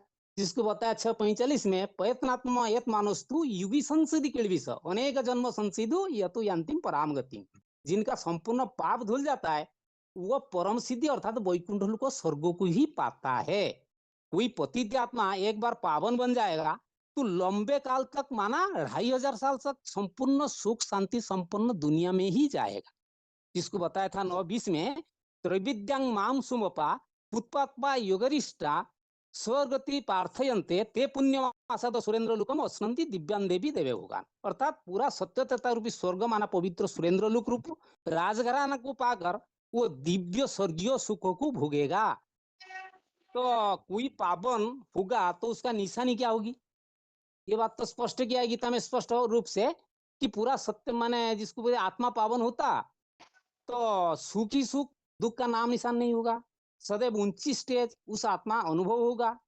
पावन आत्मा उसे कहा जाएगा जो दृष्टि से वृत्ति से ना शारीरिक रूप से ना कोई वाइब्रेशन से उसका शक्ति क्षमता होगी, माने अनुभव नहीं करेगा। उसका वाइब्रेशन में जो कोई आवेगा तो वो भी सुख ही सुख महसूस करेगा। तो इसी जन्म में विकार पर माने जो जीत पाएगा उसका निशानी और भी स्पष्ट क्या है, जैसे कि 5:23 में बताया स्वप्नुति हो योग छोड़ू पाक शरीर विमुक्षणात् कामोद क्रोधो भवुत वेगं संयुक्त ससुखी नर। अर्थात जो काम क्रोध का आवेग है उसको सहन करने में जो समर्थ है वही वास्तविक योगी है, वही वास्तविक सुखी है। 26 में भी और स्पष्ट किया काम क्रोध वियुक्तानां यतीनां यत चेतसाम अभित ब्रह्म निर्वाणम वर्तन्ते विदितात्मानम। माने जो काम क्रोध आदि 5 विकारों से स्वयमित मन बुद्धि वाला आत्मा होगा वो बिंदु रूप में अपने मूल स्वरूप जो मौलिक रूप है उसी में स्थित रहेगा। वो परलोक और इस लोक में शांति अनुभव करते हैं। मतलब जीते जी इस जन्म में आत्मिक स्थिति में टिकते तो विकार ऊपर जीत पाते हैं। इसका प्रूफ क्या है ना? प्रूफ बताया जो विक्रम संवत और विक्रमाजीत संवत दोनों का कंट्रास्ट किया था बाबा ने कि आज की कौन सी संवत चल रहा है? आज की संवत चल रहा है वो विक्रम संवत है, विक्रमाजीत नहीं है। तो ये जो वास्तविक देवता थे वो विकार ऊपर विजय पाए थे और बाप आते हैं विक्रमी संवत पूरा करने के लिए। और लक्ष्मी नारायण को फिर नई विक्रमाजीत संवत शुरू हो जाएगा लक्ष्मी नारायण जब से माने स्वर्गीय राजधानी में पधारेंगे। तो सु माना आत्मा, गौ माने गया। जो आत्मा बन जाता है अर्थात तो उसका गति हो जाता है स्वर्गीय। अभी क्या है? नारकीय। नारकीय दुनिया में नहीं ठहरेगा, आत्मिक स्थिति में ही उनका स्थिति बन जाएगा निराकारी निर्विकारी निरहंकारी। जो निरहंकारी होंगे बाप ने ऐसे बच्चों को क्या स्वागत देगा? स्वागत हथेली पर बाबा ने क्या होता है? मैं बहिष्ठ लेके आया हूँ। बुद्धि रूपी हथेली से जो स्वर्ग लाया है वो नर्क के दुनिया के अंदर जो ज्ञान को जीवन में धारण करेगा वो अनुभव करेगा स्वर्गीय सुख क्या है। जितना आत्मिक स्थिति में रहेंगे उतना स्वर्ग की सुख को हम महसूस करेंगे।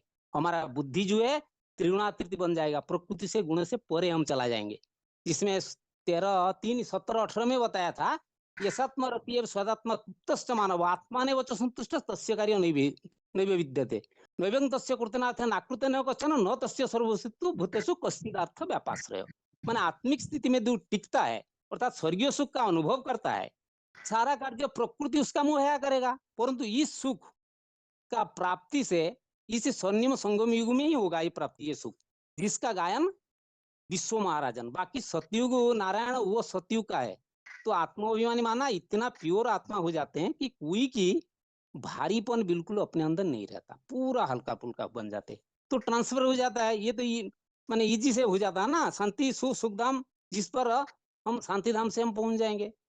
तो इस प्रकार का बताया था कैसे ना, जैसे 14 का 14 में था, योद्धा सत्व प्रभुते तु प्रलयंग याति देवभूत, माने तदु उत्तम बिंदान लुकान अम्लान प्रतिपद्धते। मतलब देव सत्व गुण हमारे अंदर बढ़ जाएगा आत्मा के अंदर, तो आत्मा जब प्रलयकालीन महामृत्यु आता है, अंतिम समय की बात दर्शाया, तो पुरुषोत्तम को जानने वाले सतयुग में वो जन्म लेते जाके अंत मते सुगते हो जा रहा है। इसलिए बताया ऊर्ध्व गच्छन्ति सत्वस्ता मध्य तिष्ठन्ति राजसा जघन्य गुण वृत्तिस्ता अधु गच्छन्ति तामसा। माने जो बताया ऊर्ध्व गच्छन्ति माना सुस्थिति में जाते हैं, तो जो स्वर्ग की बात है अपना वाइब्रेशन से स्वर्गीय स्टेज को खुद बनाना है।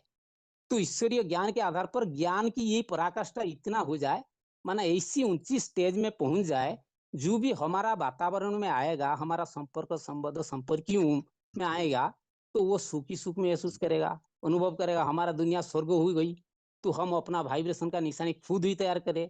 यहाँ गीता माने जहां भी हम गीता पाठ होता है, लोगों के अंदर भी वो भक्ति मार्ग में भी एक वाइब्रेशन बन जाता है कि पवित्र पढ़ाई है, तो सिर्फ भावना के आधार पर। लेकिन तो यहाँ प्रैक्टिकल टीचर हमारा सामने पढ़ा रहा है, तो इसीलिए तो हमारे अंदर ये वाइब्रेशन श्रेष्ठ वाइब्रेशन बन जाता है। हर मनुष्य आत्मा को अपना अपना वाइब्रेशन तैयारी करता है। सब पात्र रूपी क्या है, सब आत्मा रूपी पात्र है, जिसके अंदर जैसे ज्ञान की धारणा होता है वो ऐसे अपने स्टेज को बना लेता है। तो ऐसी समय आने वाला माया प्रकृति चारों तरफ से घेराव डालेगी, तो ऐसी समय में एडवांस पार्टी भी प्रत्यक्ष होगी, कोई के कोई में हाहाकार होगा, कोई में जय जयकार भी होगा।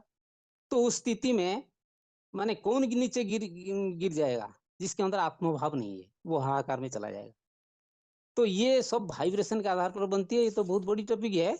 तो इसमें और एक चीज बताया कि विपत्ति और विपरीत आत्माओं की क्या निशानी होगी ना। जो अपवित्र पतित आत्मा है तो उनमें क्या दिखने में आएगा ना, ये जो काम क्रोध लोभ मोह अहंकार 5 विकार है, और इनका जो मुखिया है देहाभिमान, तो उनका माने इतना दुरात्म है, तो आत्माओं को गंदी नाली के कीड़ा बना देती है। एक दूसरे को दुख देना ये सबसे बड़ी पतित दुनिया का निशानी है। तो ये लक्षण देखने में आता है। ये जो काम इंद्रिय है बताया बड़ा दुखदायी बन जाती है। सारे सामाजिक सांसारिक नीति नियम जो संसार में, उसका मर्यादा को ये तोड़ देता है।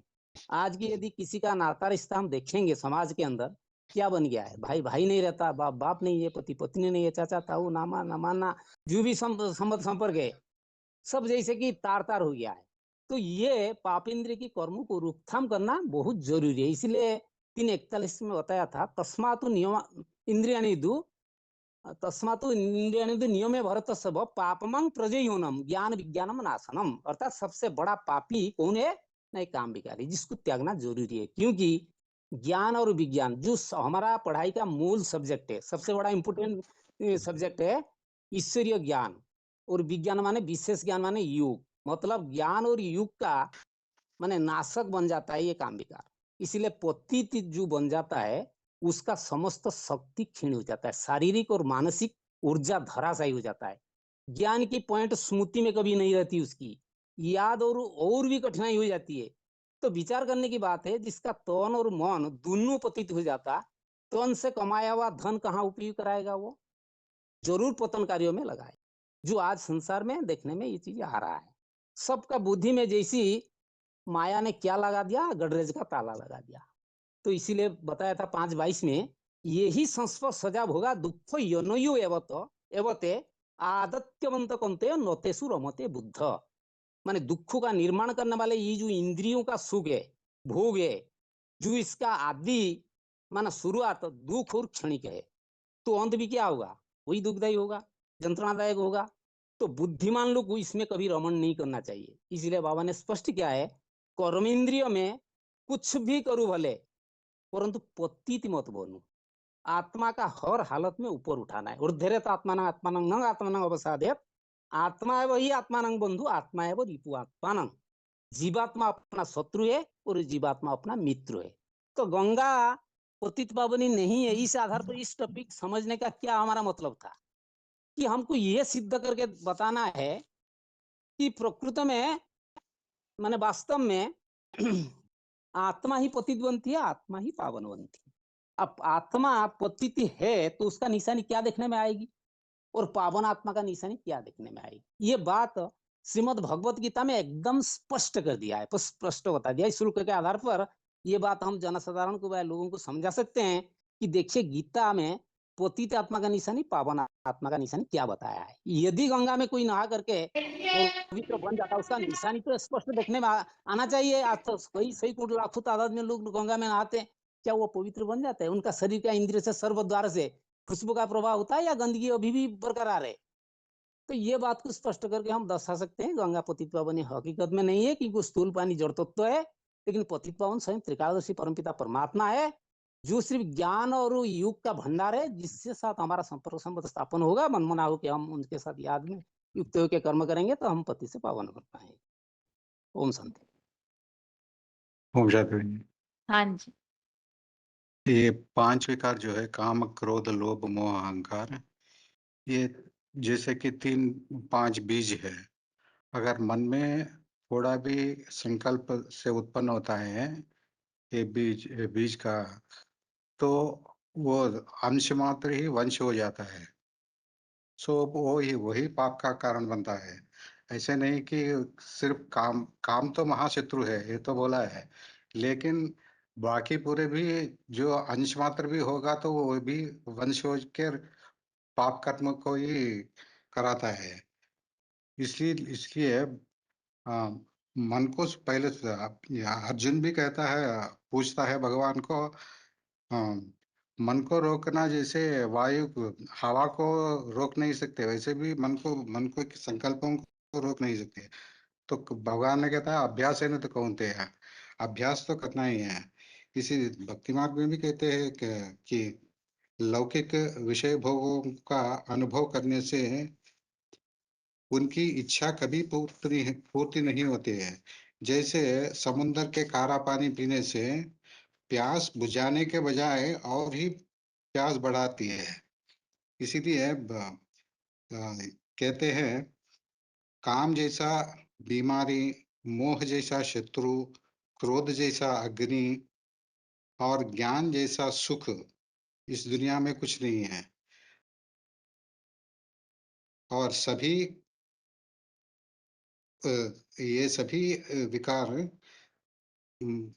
मनुष्य को दुखी देता है। और ये क्रोध भी सभी दुखों का दुख देता है। और लोभ लोभ भी कोई कम नहीं है। लोभ के से क्रोध भी उत्पन्न होता है, काम भी उत्पन्न होता है। लोभ के कारण ही नाश हो जाता है सभी कुछ। और महावाक्य ये है भक्ति मार्ग में, लोभ पाप से कारण, लोभ पाप के कारण होता है। ये भक्ति मार्ग में शूटिंग कैसी होती है, लोभ की इच्छा। सो ये कहते हैं अदान दोषेण भवेद दरिद्रो। जब ज्ञान में आते ब्रह्मा से ब्राह्मण बनाते हैं, ब्राह्मण सो देवता। सो ब्राह्मण सो देवता, ये इसके बीच में है पुरुषार्थ के रूप में सर्विस भी करना है। दैट मीन ज्ञान का दान देना है सभी को। अगर धारण पूरा ज्ञान पढ़ लिया लेकिन कुछ धारण सेवा नहीं की तो कुछ होता ही नहीं, वो प्रजा के इसमें जाते हैं, वर्ग में जाते हैं। इसलिए कहते हैं अदान दोषेण भवेद दरिद्र। दान ना देने से दरिद्रता प्राप्त होती है। दारिद्र्य दोषेण करोति पापम। जब दरिद्रता होती है तो वो पाप करता है। दारिद्र्य दोषेण करोति पापम, दरिद्रता से वो पाप करता है। पापाद अवश्य नरकम प्रयाति। सो पाप करता है तो अवश्य वो नरक में ही जाता है। सो पुनर्दरिद्र पुनरेव पापी, ये चक्कर फिरता रहता है। बार बार वो यही ड्रामा में यही चलता है उनका। इसके लिए बाबा ने मंत्र दिया है, इससे बाहर कैसे है? मन मना भव एक है, सर्वधर्मान परित्यज्य मामेव शरणम व्रज। और ये भी कहते हैं दैवाधीनं जगत सर्वम, भगवान के अधीन सारा विश्व होता है, मंत्राधीनं तो दैवतम। लेकिन भगवान उसी के आगे झुकता है जो उनके मंत्र को धारणा करते हैं। उसका मंत्र क्या है? मनमना भव। और मंत्राधीन तो दैवतम तन मंत्रम ब्राह्मणाधीनम, ब्राह्मणों को ही दिया है। जो सूर्यवंशी ब्राह्मणों को प्रैक्टिकल में वो मंत्र धारण करने से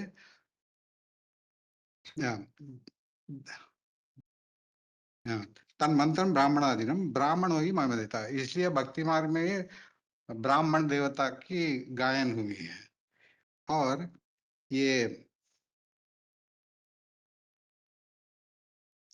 नहीं ज्ञान सदृशम पवित्रम यह विद्यते, ये ज्ञान के बराबर और कोई पवित्र विद्या नहीं है। और ये भी कहते हैं मनएव मनुष्याणां कारणम बंध मोक्ष है, मन ही बंधन में डालता है, मन ही मोक्ष मोक्ष को भी दिलाता है। इसीलिए योग वासिष्ठ में व्यास जो 4 वेद लिखा है, अष्टादश पुराण लिखा है, वो कहता है अष्टादश पुराणाम सारम सारम समुद्रतम परोपकाराय पुण्याय पापाय परपीडनम। सो परोपकार करने से पुण्य मिलता है, और औरों को दुखी करता है तो पाप मिलता है। सो इसके लिए ज्ञान जल चाहिए, ना कि स्थूल जल। ये बेन जी। ठीक, हाथ सभी के नीचे किए हुए हैं।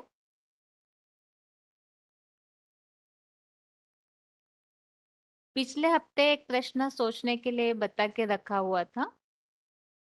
दुनिया में ऐसे बहुत सारे लोग हैं जो बिल्कुल नास्तिक है। जैसे बहुत अमीर लोग हैं, करोड़पति अरबपति है, उनके पास भौतिक साधनों की कोई कमी नहीं है। कई बार ऐसे भी देखने में आता है कि उनकी जो पारिवारिक स्थिति है वो भी बहुत अच्छी है।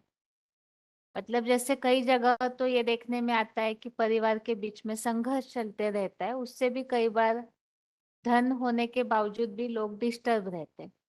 लेकिन कई ऐसे भी लोग हैं जिनके पास इस तरह की कोई कमी नहीं है, और उन्हें अगर हम ज्ञान सुनाते हैं तो उत्तर ये मिलता है कि हमें भगवान की या ज्ञान की आवश्यकता नहीं है। तो ऐसों को आप क्या कहकर या क्या बताकर ज्ञान का महत्व बताएंगे? ऐसी कौन सी बात उन्हें समझाई जाएगी जिससे कि आप उन्हें ज्ञान का महत्व बता सकते हैं कि ये ज्ञान सुनना क्यों जरूरी है या भगवान को पहचानना क्यों जरूरी है? हेलो। हाँ जी मच। हाँ जी दीदी, जैसे भक्ति मार्ग में कहते हैं ना, शनिकम शनिकम मिथ्या मिथ्या, तो इसी हिसाब से हम समझा सकते हैं कि ये जो धन, जो आपके पास प्रोस्पेरिटी है, वो स्थायी नहीं है, ये तो आने जाने वाली चीज है। ये इंद्रियों के विषय सदा रहने वाले नहीं हैं। भगवान को हम इसलिए जानते हैं कि हमारी आत्मा की सदगति हो। कोई भी दुनियावी चीज से हमें सदगति नहीं मिल सकती सिवाय भगवान के ज्ञान के। गुरुओं की शरण में भी जाने से सदगति नहीं मिल सकती, क्योंकि वो भी भगवान को ही याद करते हैं। हेलो। ठीक है, ठीक है ठीक है। हाँ, आगे बताइए। हाँ जी। आज दुनिया में भगवान को क्यों बुलाते हैं? आज दुनिया में तो सारे दुखी है ना, तो कि गीता में आया है इच्छा द्वेष समुद्र द्वंद्व मोहन भारत सर्वभूतानि समूह स्वर्गे जानती परंतप। आज सारी दुनिया इच्छा द्वेष मोह द्वंद्व और सुख दुख द्वंद्व और ये सारे ही सबको मूढ़ता में मूढ़ा बना दिया है। तो इसलिए आज दुनिया में भगवान को बुलाने की जरूरत निहाती जरूरत है। यहाँ ऐसे पूरी बात आप क्या बताना चाहते हो समझ नहीं पाए हम। आप प्रश्न क्या पूछा था अभी? तो प्रश्न पूछा था दुनिया में क्यों भगवान को बुलाना चाहिए ना। हमने ये पूछा था, बाहर हाँ हम ज्ञान सुनाते हैं ना सर्विस फील्ड में, हाँ जी। तो कई ऐसे लोग हैं जो ये कहते हैं कि हमें भगवान की भी आवश्यकता नहीं, ना कोई प्रकार के ज्ञान की आवश्यकता है। वो किसी को नहीं मानते, सत्संग को नहीं मानते, कोई ज्ञान को नहीं मानते, क्योंकि उनका कहना यह है कि हमने जो भी मिल किया है उस अनुसार हमें धन संपत्ति भरपूर है, पारिवारिक कोई प्रॉब्लम नहीं, शारीरिक कोई प्रॉब्लम नहीं है। तो ऐसे लोग, ज्ञान तो ईश्वरीय संदेश तो सबको देना है ना, तो ये हाँ जी। प्रश्न पूछा कि ऐसों को आप क्या बताएंगे कि ज्ञान क्यों सुनना चाहिए, ज्ञान का क्या महत्व है, भगवान को पहचानना क्यों चाहिए। उन्हें आवश्यकता नहीं है, नहीं लेकिन उन्हें आवश्यकता संदेश सबको देना है, तो क्या बता करके आप उन्हें बताएंगे कि भगवान को पहचानना क्यों जरूरी है। हाँ, जो आज दुनिया में तो सब नास्तिक, जो नास्तिक बन गए वो तो नास्तिक तो भगवान को नहीं मानते। तो वो तो अहंकार में सब जर्जरित हो रहा है कि आज मैंने ही सब किया है। जैसे कि गीता में आया है ना, जो और दैव असुर संपद विभाग योग में बताया है, जो अहंकारी लोग वो सब कुछ करते हैं, यज्ञ दान तप करते हैं, तो वो समझते हैं कि हमने ही सब कुछ है। तो आज तो दुनिया में से हुआ है, लेकिन सब तो दुखी है ना। जो भी है वो तो आज दुनिया में जिसको भी देखेंगे किसको रोग नहीं है, ऐसा कोई लोग है तो कोई नहीं है, दुखी सब है। परंतु जिसको दुख आता है उनको समझने, वो तो समझेंगे भगवान को हमारा जरूरत है, अब भगवान को वही बुलाएंगे कि वही बात मानेंगे। और जिसका तो जो सुखी आज दुनिया में तो जो एरोप्लेन में वो उड़ते हैं, चाहे वो जो ये मैंने क्या क्या गाड़ी चार चौकिया गाड़ी है, किसका क्या क्या है, सब में घूमते हैं, उसको क्या जरूरत पड़ता है वो। परंतु जब दुखे में पड़ते हैं, दुखी बन जाते हैं, तब उनको दरकार पड़ते हैं, तो उनको हुई वो उनको समझ आने से वो समझेंगे। आज जो हर लोग भी आज दुखी है ना, जो अभी दुखी है वो कुछ समय बाद वो भी भगवान को बोला रहे, भगवान मत मुझे इतना दुख आ गया है, ऐसे बोलते हैं ना। हेलो। हाँ जी माता जी बताइए। ओम शांति दीदी। हम्म। हाँ, जैसे कि दीदी आपने बोला कि कोई आत्माएं कुछ ऐसी भी है कलयुग के अंत में जो बिल्कुल संपन्न है, किसी प्रकार का कोई दुख नहीं है उनको। तो वो ये कह देती हैं कि ये पिछले जन्मों के हमारे प्रारब्ध हैं, इस वजह से ये हमारे पास धन संपदा और देही सुख सब कुछ है, संबंधों का सुख भी है।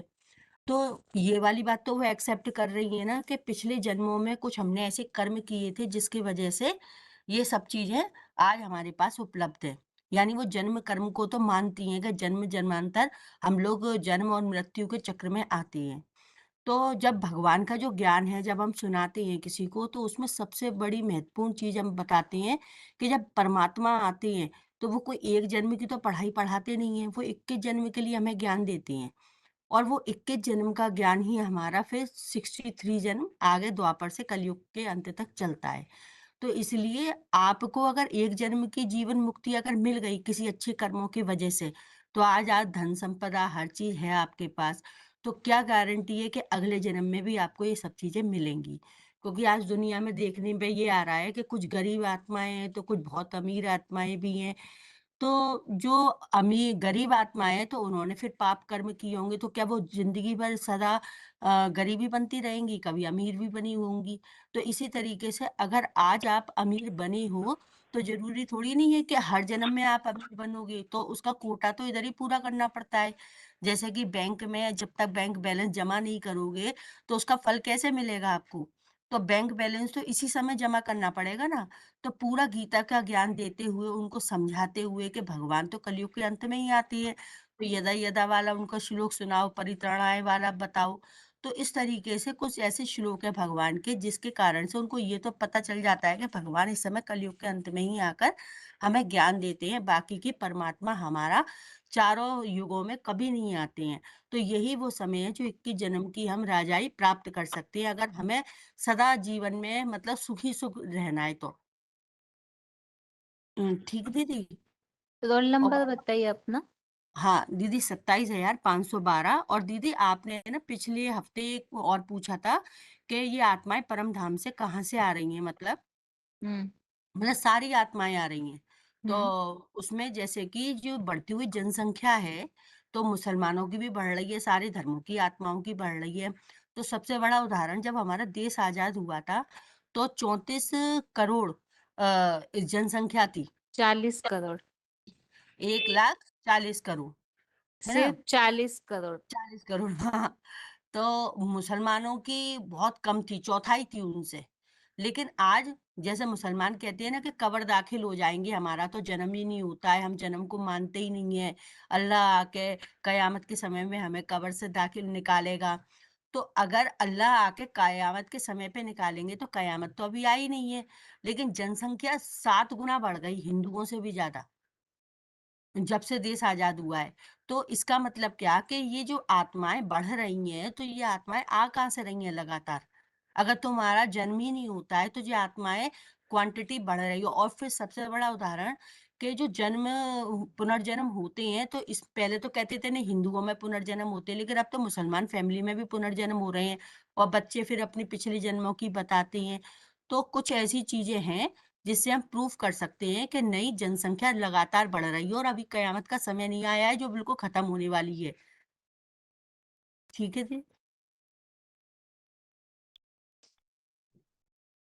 ठीक है माता जी, ये उदाहरण तो अच्छा बताया आपने जो मुस्लिम फैमिलीज का बताया है। पहला वाला दीदी अभी जो लास्ट में बताया ना। अच्छा अच्छा ठीक है माता जी। हाँ, ठीक है। ओम शांति। आगे बताइए, किनका अनम्यूट है फोन? हेलो। हाँ जी।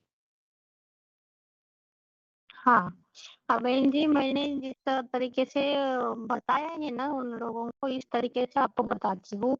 तो वो लोग कहते हैं कि एक ही जन्म मिलता है, 84 लाख योनियों में हमें मनुष्य जन्म एक बार ही मिलता है, लेकिन ये 84 जन्म को मानने के लिए तैयार नहीं है। फिर भी उनको बताते तो उन लोगों को बताते समय मैंने उनको ऐसा बताया है कि हम मनुष्य आत्माओं को ही जन्मते ही दात मिली हुई है भगवान से कि वो मन बुद्धि से वो भगवान को पहचान सके। बाकी किसी भी प्राणियों को, पशु पक्षियों को, किसी को भी ये दात नहीं मिली, सिर्फ मनुष्य आत्माओं को ये दात मिली हुई है। उसकी बुद्धि चलायमान है, बाकी किसी भी आत्मा की बुद्धि चलायमान नहीं होती है। तो उस चलायमान बुद्धि होने के कारण ही तो आपने इतनी प्रॉपर्टी, इतने सब कुछ कमाया है ना। तो इसी तरह से उसको बुद्धि को चलाने से ही भगवान को पहचान सकते हैं। और उसी के ऊपर ही हमारा अगला जन्म डिपेंड होता है।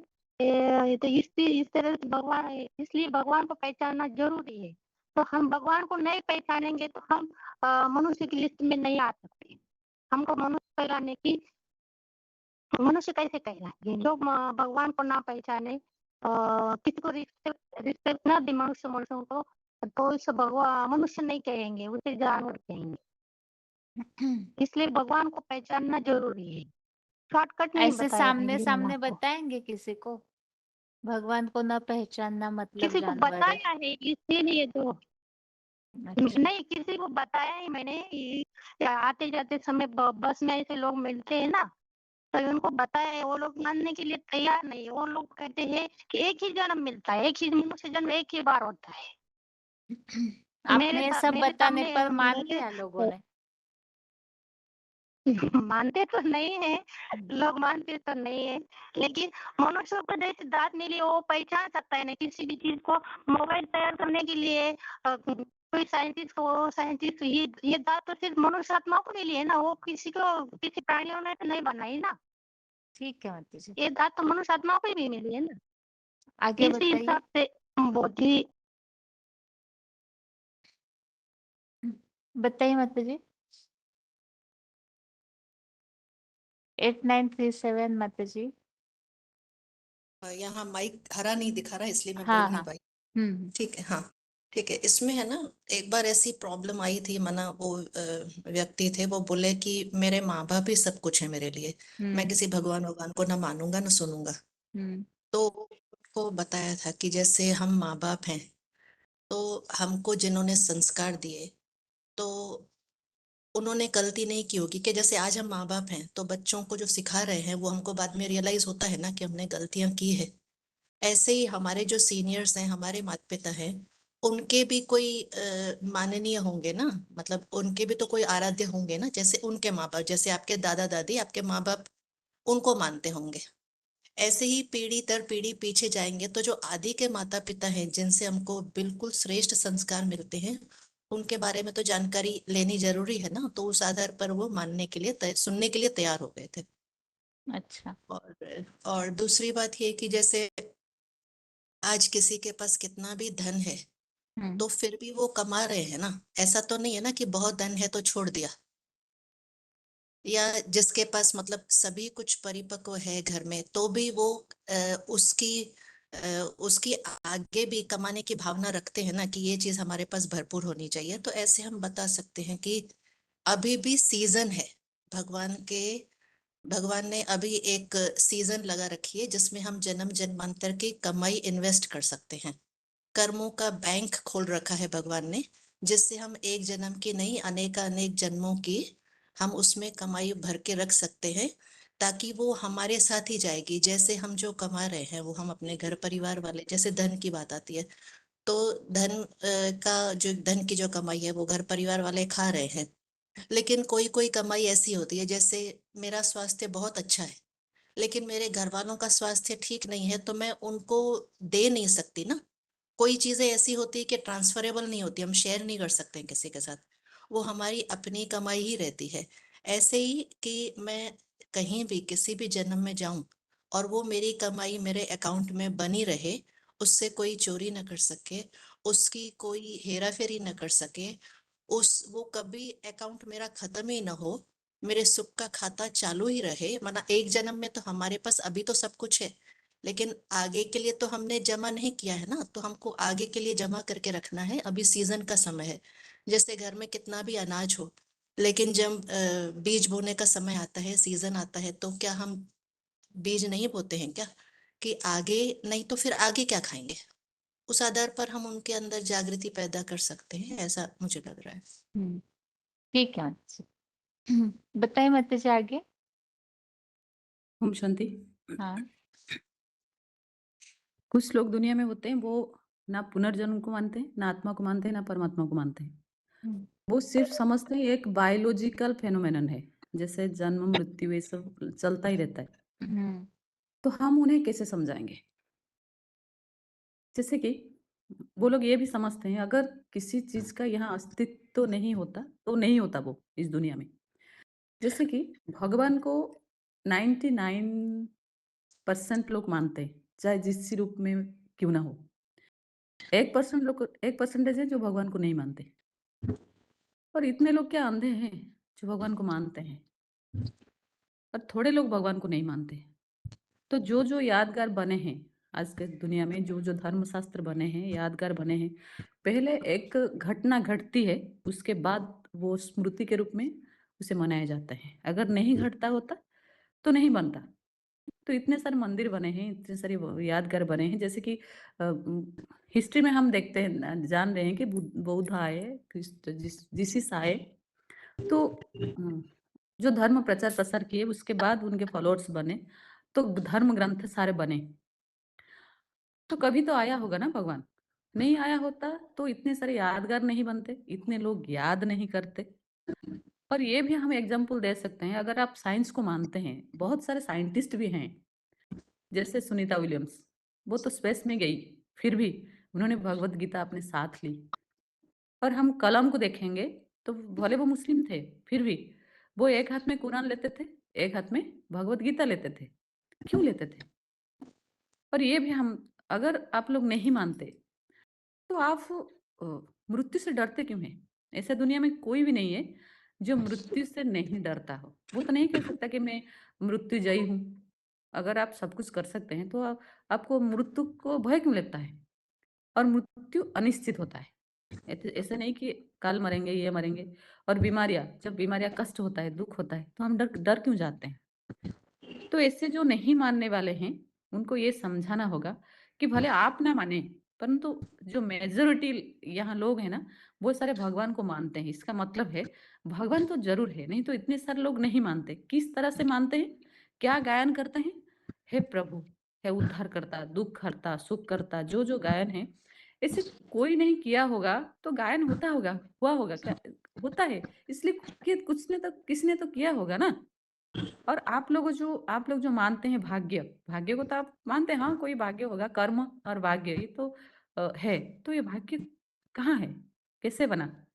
कोई कोई ऐसे हम करते हैं, सब कुछ तो ठीक करते हैं, फिर भी हमें वो नहीं मिलता। ऐसे भी होता है, क्यों नहीं मिलता?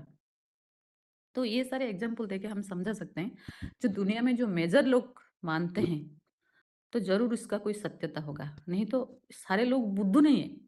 तो एक दिन आएगा, आप लोग भी समझेंगे। ऐसे नहीं है, कोई नहीं मानेगा। ऐसे हम समझा सकते हैं, मैं ऐसे सोचती हूँ। ठीक है, आगे बताइए माता जी। हाँ, दीदी ओम शांति। आज हाँ जी। हम किसी को ऐसे भी समझा सकते हैं कि सतयुग रचने इस सृष्टि पर आया शिव भगवान, अब तो जाग जाग इंसान। जैसे गीता में भी लिखा है कि जब जब धर्म की ग्लानि होती है, अधर्म की वृद्धि होती है, तो मैं इस सृष्टि पर आता हूँ। तो अभी वो समय आ चुका है कि भगवान इस सृष्टि पर आया हुआ है। तो भगवान आया है, इसका क्या प्रमाण है? क्योंकि गीता में बोला है परित्राणाय साधूनाम विनाशाय च दुष्कृताम। आज की दुनिया में हम भी ये देखते हैं कि जो सज्जन लोग हैं, सीधे लोग हैं, वो बहुत दुखी हैं, और जो 420 है बहुत ज्यादा ऐसा आराम से रह रहे हैं। तो भगवान किस लिए आया हुआ है? जो बहुत सीधे लोग हैं उनकी सहायता के लिए आया है। तो भगवान आकर क्या ज्ञान देते हैं? क्योंकि आज की दुनिया में हम देखते हैं कि एक से एक वैज्ञानिक हैं, लेकिन वो सब मतलब एक से एक बड़े आविष्कार उन्होंने किए हैं, लेकिन अभी तक ये नहीं जाने हैं कि हु एम आई, मैं कौन हूँ। तो इसकी जानकारी कौन देता है? जो आत्माओं का पिता है, परम पिता परमात्मा शिव, वही आकर देता है। तो आज वही आकर आत्माओं का परिचय देता है और अपना अपना भी परिचय देता है। तो ये परिचय भी किसको मिलता है? जिनकी भक्ति पूरी हो जाती है। तो जिनकी भक्ति पूरी हो जाती है उनको ज्ञान मिल जाता है। तो ज्ञान मिलता है, ज्ञान मिलने के कारण ही हमें दुनिया से वैराग्य आता है। और जब वैराग्य आता है तो फिर हमें ये दुनिया बेकार लगती है, हमें भगवान से प्रीति जुड़ जाती है। तो अभी वही समय चल रहा है कि भगवान इस सृष्टि पर आया हुआ है। क्योंकि हमने हिस्ट्री में भी पढ़ा है कि जो आदि मानव थे, तो आदि मानव क्या करते थे? जंगल में पत्ते खाते थे, पत्ते ही पहनते थे। लेकिन जो भगवान को पहचान लेंगी वही भाग्यवान आत्माएं होंगी। तो हमें किसी भी तरह से भगवान को जानना है। ऐसा कोई इंसान नहीं है जो भगवान को ना माने, क्योंकि भगवान से ही हम भाग्यवान आत्माएं बनेंगी। दीदी ओम शांति। ठीक है, आगे बताइए। हेलो, हाँ जी। ओम शांति दीदी। हाँ जी। हाँ जी, दीदी, अगर हम कहीं किसी को परिचय देने जाते हैं, तो कोई कोई आत्माएं बोलते हैं कि हमें तो ये दरकार नहीं।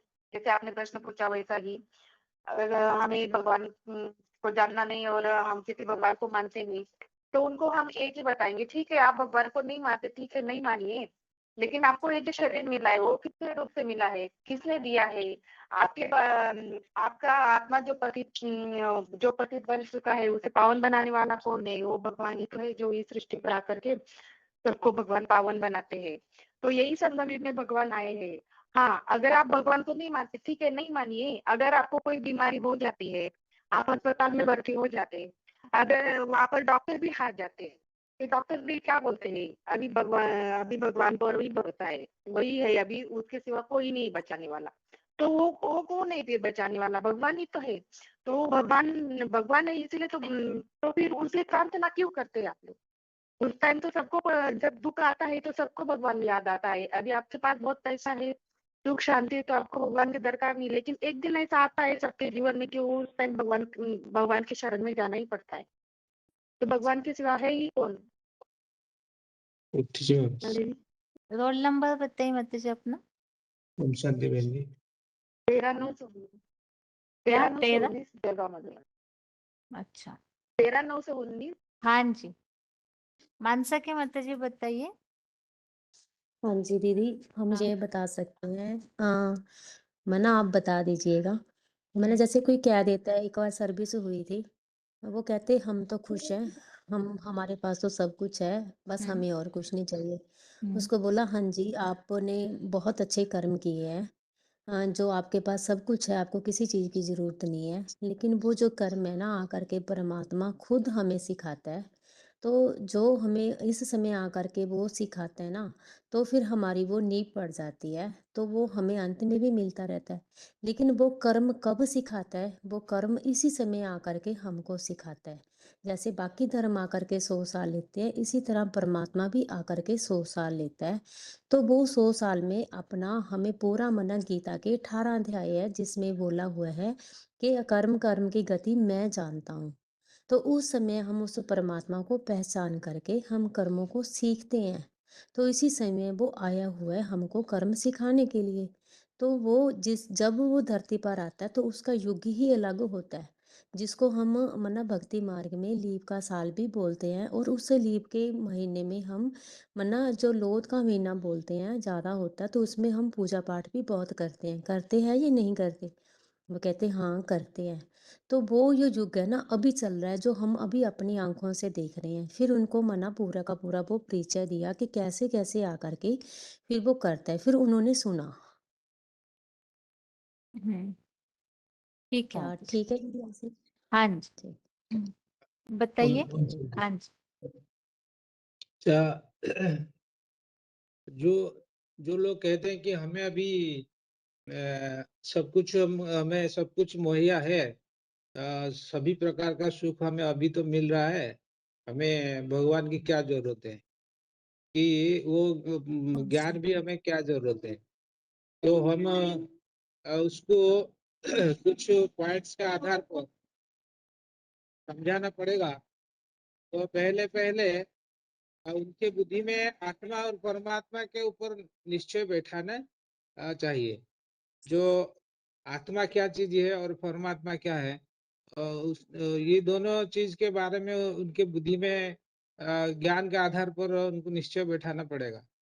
तो वो भी माने, अगर वो मानता है कि अपना परिचय तो आत्मा है और आत्मा का पिता कोई है, परम पिता परमात्मा है, भगवान है, तो उसके लिए हम कोशिश करेंगे। अगर वो मानता है तो फिर उनको बताना पड़ेगा कि आत्मा का जो 84 जन्म का कहानी क्या है। प्रश्न तो तो आत्मा मूल यही है कि ज्ञान सुनने के लिए तैयार नहीं होते हैं ना लोग। प्रश्न मूल यही है। आत्मा परमात्मा की बात तो आगे की है, मूल बात तो है कई लोग ऐसे हैं सामने से ही कह देते हैं हमें सुनना ही नहीं है। तो ऐसी कोई सॉलिड बात उनको बतानी है हमें, जिससे कि उन्हें लगे कि हाँ हमें सुनना चाहिए, ये क्या बताना चाह रहे। ऐसी कोई बात सोच करके बताइए।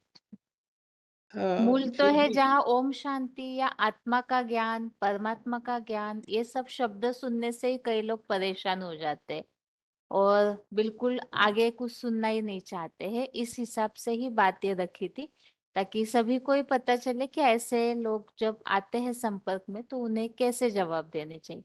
मोस्टली लोग आत्मा परमात्मा ये सब जो हाई लेवल की बातें हैं ना, कई कई ऐसे लोग होते हैं जो थोड़ा अहम रहता है जिनके अंदर, वो नहीं सुनना पसंद करते इन सब बातों को।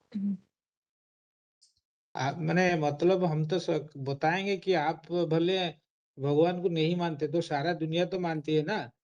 तो दुनिया के बहुत भगवान के नाम पर बहुत सारा यादगार मंदिर मस्जिद बना हुआ है, तो भगवान को सभी लोग मानते हैं ना। भले आप नहीं मानेंगे, लेकिन भगवान का जो प्रत्यक्षता हो जाएगा संसार में आगे चल करके, तो उसी समय क्या करेंगे? तो उस समय सारा सभी लोग भगवान के पीछे ही भागेंगे ना, तो उस समय आप क्या करेंगे? तो दूसरी बात हम कहेंगे, तो जब महाविनाश आगे चलकर आएगा, तो उस समय महाविनाश के समय पर तो सभी मनुष्य दुखी हो जाएंगे। ऐसा मेरा करारा मृत्यु भी सामने आ जाएगी। तो उसी समय तो भगवान भी ये भी बहुत सारे शास्त्रों में एक बताया है कि जो खुदा के बंदे होंगे वही वो, कयामत के समय में वो सुख में रहेंगे। तो वो आप उस समय आप क्या दुखी नहीं होंगे? तो दूसरी बात है आप कुछ ना कुछ अच्छे सुकृत का आप पूर्वजन्म के सुकृत के आधार पर इसी जन्म में ही प्राप्त सुख शांति को प्राप्त किया है। वो 1-2 जन्म में कुछ अच्छे काम किया है तो उसी का फल इसी जन्म में भोग रहे हैं। और दूसरे जन्म में ऐसा कोई गारंटी नहीं कि फिर आप जाके फिर सुख शांति को भोग करेंगे। लेकिन जो जो आत्मा का ज्ञान है, जो अनेक आत्मा 84 जन्म में जो भगवान के ज्ञान लेकर के जैसे पवित्र बन करके देवी देवता बनते हैं, अनेक जन्म का सुख शांति प्राप्त करते हैं ईश्वर से, उसको आप मानेंगे नहीं। तो और जो परम धाम है उस वहां पे तो आप अनेक जन्म के तक पड़े रहेंगे, तो ऑलराउंडर पार्टधारी की लिस्ट में तो आप नहीं आ सकेंगे। ऐसे ही ऐसे ही बताएंगे। और आप भी जो ईश्वर को मानेंगे, जानेंगे और उनकी ज्ञान को धारण करेंगे, वो तो पूज्य देवी देवता लिस्ट में आएंगे, बनेंगे, वो पूजा पाएंगे। तो आपकी तो ऐसा नहीं होगा ना। ठीक है, ओम शांति बहन जी। ठीक है। हाथ बहुत सारे उठ रहे हैं लेकिन क्लास का टाइम पूरा हो रहा है। इस प्रश्न के उत्तर के लिए अच्छे से सोच के रखिएगा। किसी किसी ने तो बहुत अच्छे उत्तर दिए हैं, लेकिन फिर भी और ऐसे बहुत सारे लोग हैं जो दुनिया में, कई तो ऐसे हैं जिन्हें केवल अपने नौकरी धंधे से ही, विदेशों में भी ऐसे कई लोग हैं जिन्हें केवल ये पता है ऑफिस और घर और अपनी ड्यूटी, केवल इतना ही पता है उन्हें और बाकी मतलब नहीं। जैसे कि लोग क्या कर रहे हैं, दुनिया कहाँ जा रही है, ये भी उन्हें नहीं चाहिए। उनको लगता है कि हम अपना जीवन जिए, खाए पिए और शांत रहे, बस आगे क्या होगा, पीछे क्या हुआ है, आगे कुछ और हो जाएगा, ये सब हम चिंता नहीं करते, हम रिलैक्स रहते हैं। इस तरह की विचारधारा वाले बहुत सारे लोग रहते हैं। तो ऐसे जो वैरायटी विचार वाले हैं उन सबको बता सके ऐसे अलग अलग बातें सोच करके रखिए। अगले हफ्ते या तो शुक्रवार के टेस्ट में भी श्लोक के बाद ही ये प्रश्न फिर से कंटिन्यू किया जाएगा। तो तब तक मुरलियों से या तो और भी प्रैक्टिकल बातें, जो आप सभी फील्ड में सेवा करते हैं तो बहुत सारे वैरायटी अनुभव होते ही है, तो क्या जवाब देना चाहिए जिससे लोग कन्विंस हो सके। ज्ञान सुनना मेन, तो पहली बात तो है कि हाँ करे और सुनने के लिए, तो उसके लिए हमें कौन सी अच्छी बातें बतानी चाहिए, इसको सोच करके रखिए। और शुक्रवार के टेस्ट में और सोमवार के भी टेस्ट में यही प्रश्न लास्ट के आधा घंटा के लिए रहेगा, सोच करके रखिए। तब तक अभी आज के लिए क्लास यहाँ ही पूरा करते